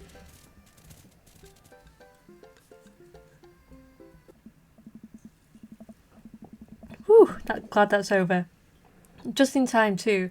Looks like Hugo is wrapping up his diversionary penguin speech. Hey. And that's why I think that penguins are one of the best animals in the world. A few people in the audience clap out of a sense of duty. Everyone starts dispersing. Hugo spots us from across the way and runs over. I don't know. Molly, what were you doing in there? I was liberating animals, Mr. Vega. You realise that the penguins can only survive in Arctic temperatures, right? You would have had a dead penguin on your hands. Well, it was the thought that counts. No, Molly, it wasn't. Molly turns to me. You owe me $8. Sweet manchego. What? I'll pay you later, kid. Molly runs off towards Susan, I suppose so that they can compare animal thief notes. You're not off the hook, Molly. Felix, did you just bribe a child? I bribed a child. Don't know what she's talking about. You can't play by the rules when there's penguins on the line. Listen, man, we've all done dark things in our lives. I'm not the young, bright-eyed youth I used to be. That person believed in a world where you wouldn't have to bribe children to save a penguin. The me today knows different. I only wish I could go back. Let's just get through the day and get out of here. With the day finally coming to a close, the whole field trip is ushered through the gift shop. We make our way back to the school buses. Gift shop, best part of a school trip. As we leave the aquarium and the kids load onto the buses, Hugo pulls me aside. Hey, Felix, thank you so much for helping out today. You're a lifesaver. It was no problem. It's actually kind of fun. Let me take you out next time to make it up for you. You like cheese boards? I love cheese boards. I'm all about cheese boards. There is nothing on earth more satisfying than a good cheese board. Great. Ooh, you like that. Great. Well, I gotta make sure the kids don't steal anything else. See you around. Okay. I walk inside to find the house empty. I wonder where the panda's at. Before I know it, Amanda pops in through the front door. What you up to tonight? Just doing some homework. How's the aquarium? It was an adventure. Some kid tried to steal a penguin. Ugh. We've all been there. Have we? Had to run and grab it before the employees saw. You got to go into the penguin enclosure? Did you steal a penguin for us? Amanda, no penguins were stolen, thanks to the valiant efforts of myself and Mr. Vega. It's nice getting to spend some time with Hugo, though. I'm surprised he helped complete a covert op. He's usually kind of a what? Kind of a stick in the mud. He's actually pretty cool. I had a good time with him. Alright, too much adventure for me today. I'm gonna go rest my eyes. You mean take a nap? There's a difference. You'll learn that when you become a father. Woo! Yes! Date complete! Woo! A rank. Exemplary. Don't talk to me, Ray.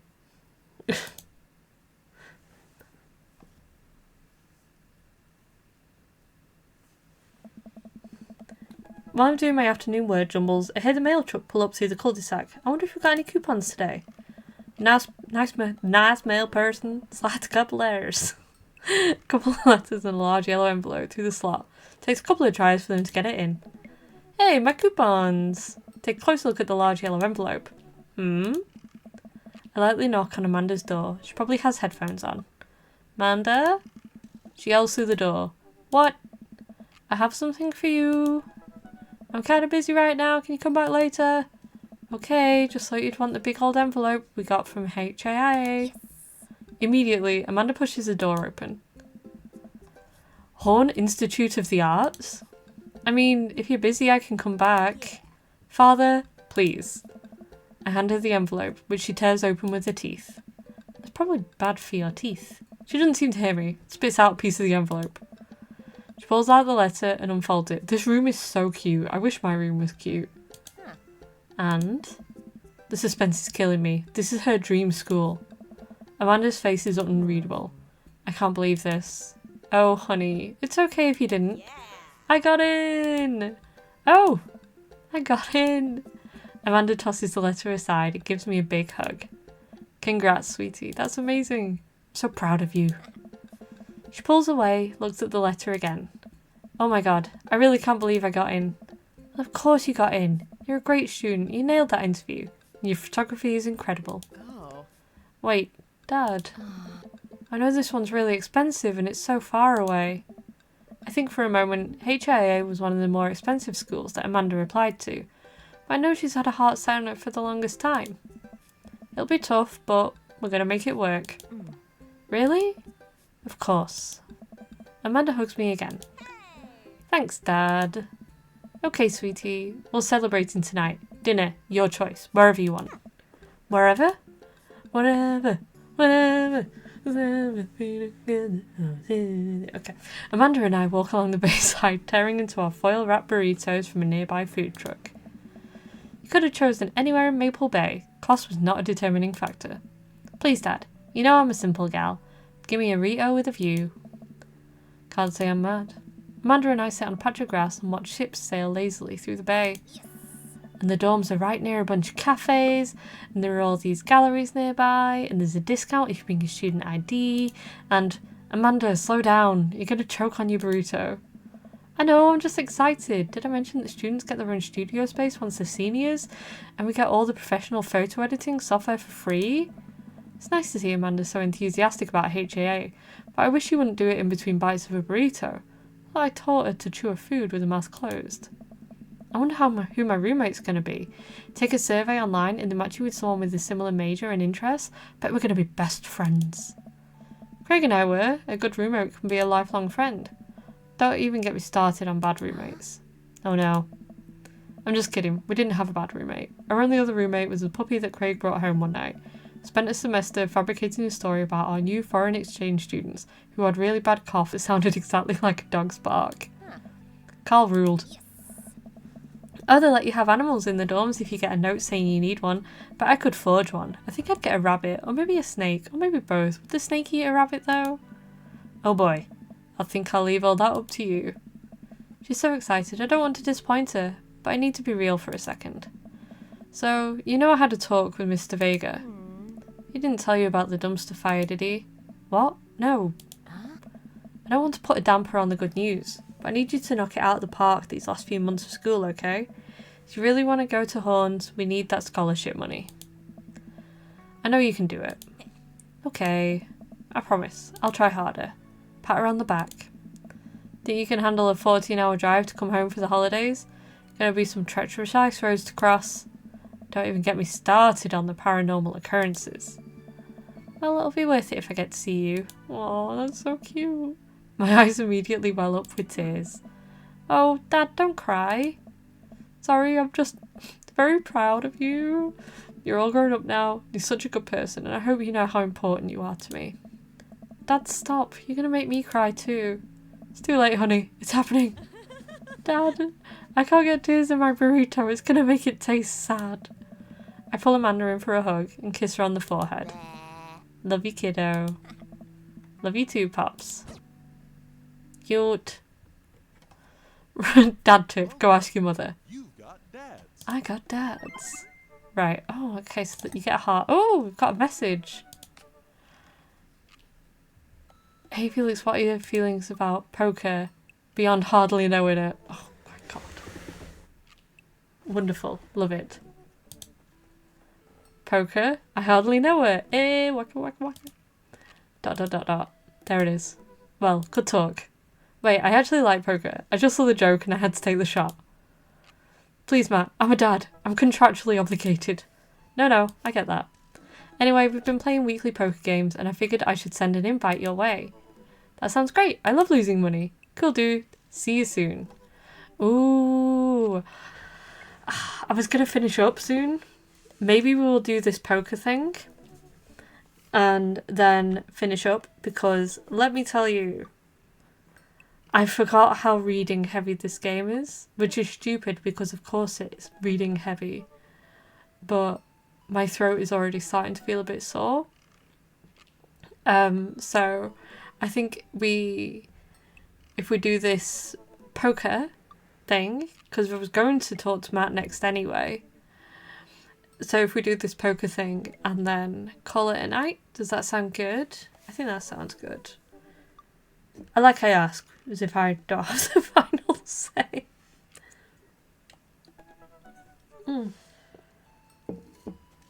Okay, let's go play poker with the boys. Is it strip poker? Maybe it's strip poker. Let's see. Lose that money. Drinking too much water can cause water intoxication. That's water fear. Matt invited me to a poker night at Joseph's house. Put on my going out coat and walk over. Across the way, I spot Matt, who's walking over from his own house. He's got a case of beer under his arm. Crap, I should have brought something. Hey man. Crap, I should have brought something. No worries, man. It's your first time. Just bring a full wallet. But I've just bribed a child. I don't have a full wallet. How long have you guys been at this for? Years, buddy. Just a nice way to keep in touch with the guys. Never really high stakes. Pass through the fence enclosing Joseph's backyard. Craig, Brian and Joseph hover over the patio, drinking beer and chatting. Robert sits in the corner, brooding as usual. Felix, glad you could make it. So am I. I'm psyched to take all your money. Just like old times. Craig's the resident shark. We prefer the term person who's good at poker. I'm well aware Craig's always been suspiciously good at poker. Are you still as terrible as you were in college? Poker face. Hey, I wasn't terrible. I'm not bad at poker. I'm definitely good at poker. Everyone stares at me. Okay, maybe that was a little defensive. Okay, I'm bad at poker. There's no way you're as bad as Joseph. Joseph shrugs. This is basically my tithing. I'm giving back to the community. Plus, I'm happy to just sit here and eat all of Brian's snacks. Guess who brought pigs in a blanket? Not Craig. Hey, my chia seed and granola energy balls are just as delicious. Everybody laughs. Let's just get the game going. We all take a seat at the table and Matt starts dealing cards. The first couple of rounds go easily as I'm getting the hang of things, but it's obvious that Craig is running the show here. Craig, how did you get so good at this? It's pretty easy, you just start getting a feel for everybody's tell. Like Matt will scratch his ear. Hey. Brian adjusts his pants when he's trying to lie. Now wait a second. And I think you just loudly announced to the whole room that you have a good hand. Yep, that's me. What's Joseph's tell? Everything. Literally everything. That man is an open book. He couldn't lie if he tried. Fun fact, I'm actually quite good at poker. I don't know why. Just something about lying, I'm good at it, which is terrible. And not something I'm proud of, actually. Let's move on. Well, at least I have God on my side. See, you can't even say that with a straight face. What about Robert? Honestly, that man's an enigma. Robert raises his glass of whiskey to us in a solemn salute. I think he'd wipe the floor with us if he actually tried. I'm just here because I enjoy the company. Robert pulls out his phone and stares at it. Robert, is that a flip phone? Yeah. What, are you a drug dealer now? Yeah. What do you need? Horse? Speed? Tijuana Johnnies? I've never heard of Tijuana Johnnies. I can get you the street stuff easy, but if you're looking for something exotic or designer, that's maybe 72 hours and a favour called. Maybe I won't need you today, maybe I won't need you tomorrow, but someday. Oh, I don't really think I'm good. Right. But still, you got the coin, I got the goods. I dropped my phone in the toilet and this is a backup until I can get it replaced under warranty. Everyone murmurs the sympathies. We've all been there. I don't get Robert. He's so stressful. We go back to playing. I really got to stop eating these pigs in blankets. Pigs in blankets? I don't know. But they're very good. I think there's maybe cheese in them. Oof, I don't know if I got enough to raise you on this round. You can always bet your firstborn. If you think you can handle another one, be my guest. Briar and Hazel are a handful to say the least. Buddy, you think 3 kids is a handful? Try 4. I'm operating at 100% dad capacity at all times. Actually, it's technically 5. Christine saw a commercial for one of those dolls that poop and wouldn't stop asking for it. We ended up getting it for her birthday, but she's grossed out by the fake baby poop and she makes me change the diapers. So now I'm changing a real baby and a fake baby. There's just a lot of poop in my household right now. Daisy got one of those a while back. One night I walked in on her after she tried to take the doll apart to see how the poop mechanism worked. Then she couldn't put it back together and started crying. Poop everywhere. Fake poop, but still. That reminds me of... Wait, do we all have poop doll stories? Everyone nods in agreement. Is that a thing? Are there actually dolls like that? That's gross. That's gross. I don't like that. Guys, I really don't need any more poop in my life than there already is. Can we just get back to poker and not talk about poop? Yes, please. Please. Matt deals another hand and we quickly forget about the poop. We run out of pigs in blankets, so we switch over to Craig's healthy snack food. It actually isn't terrible. These kale chips are phenomenal. We should sell these at the coffee shop. My own recipe. Be happy to give it to you guys. I can see it now. Pierce the kale chips. Pierce the Veil is a popular post-hardcore screamo band out of San Diego. I knew Pierce the Veil. We look at Matt, confused. It's maybe not any of your wheelhouses. How's the shop nowadays? Busy as ever. I'm toying with the idea of hiring another person to work the counter. I haven't found a good candidate. If Amanda's looking for a summer gig, let me know. It's really nice of you, but I think she's been burned too badly by coffee shops before. Literally, not figuratively. Matt cocks his head to the side. I'll ask her though. We get down to the final hand of the night.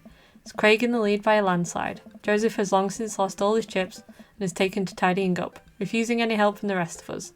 Brian deals us all cards. So what's it going to take for Robert to give a damn on this round? Robert looks up from his half-empty glass of whiskey. Do you really want to unleash the beast? Well, now I'm curious. I got a long history of being a gambling man, but I'll only do it if you make it interesting. None of this penny chip nonsense.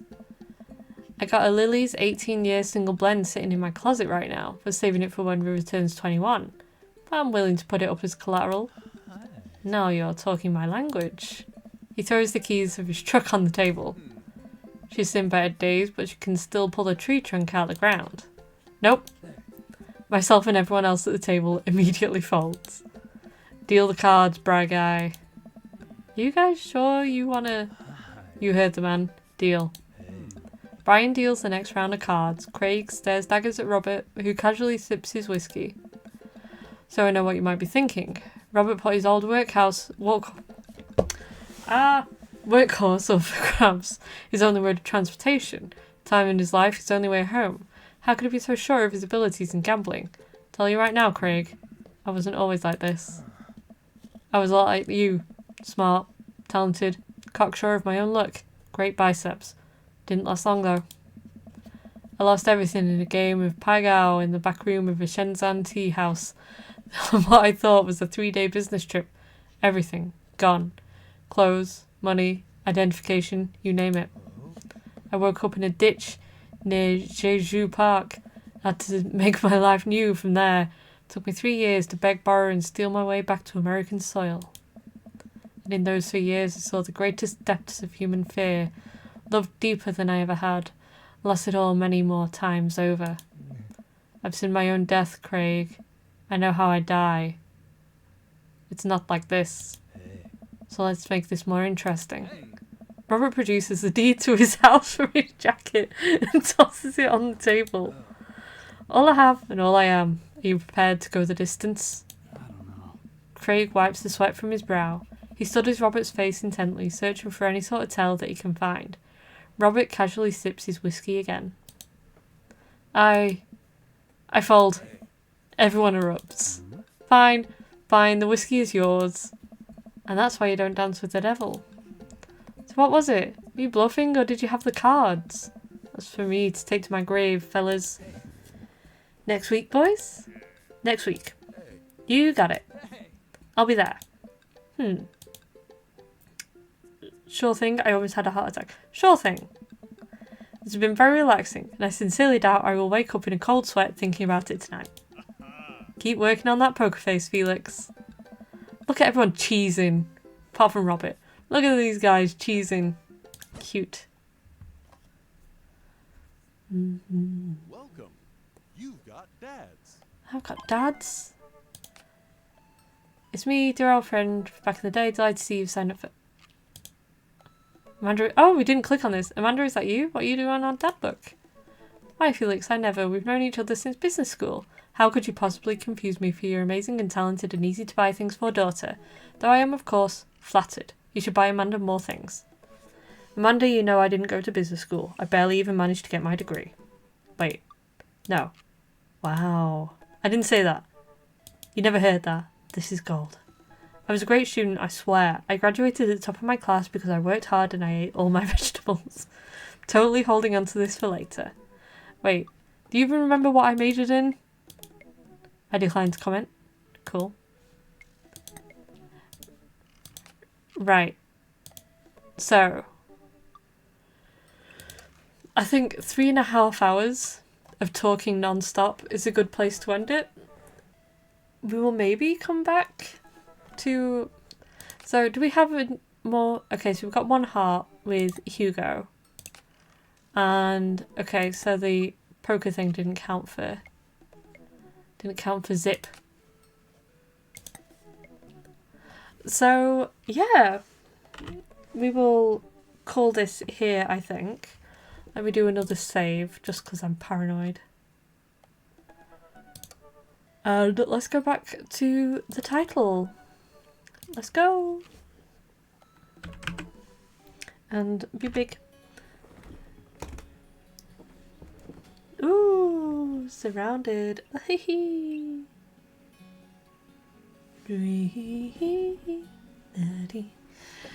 Right, I hope you've all enjoyed the stream. I apologise that I've had to... Hang on, that's quite loud. Let me turn the volume down a bit. I hope you've enjoyed the stream. I've definitely enjoyed coming back to this game. I forgot how funny it is. Oh, let me show you. I got this from the last time I played. We had a romantic date in the graveyard. So yeah, I was only going to do this as like a one-time stream, but honestly, I might pick this up again.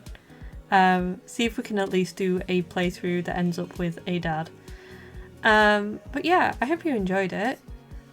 And I hope you don't mind that the stream is a little bit shorter than usual today. Like I say, 3.5 hours is a long time of talking constantly. I'm amazed that my computer didn't die because the last couple of days it has been terrible. It's had so many issues, so amazingly we got a stream together. Yippee! So I'll be streaming next week, obviously. I'll put the schedule up on Monday. This VOD will go up on YouTube tomorrow. I'll post the schedule on Blue Sky and on YouTube. If you're not following me already on YouTube or Blue Sky, honestly, the links are in the About on my Twitch page. But honestly, just look for Lixie B. I'm there. And yeah, let me just get there. And I will bid you all a good night. I hope you have a good rest of your night. And enjoy the Dream Daddy goodness and dream of daddies and all that. So yeah, I will see you next time. Good night. Goodbye. Kisses. Happy Valentine's Day for Saturday. Be sure to be love maxing. Always be love maxing. Okay, bye.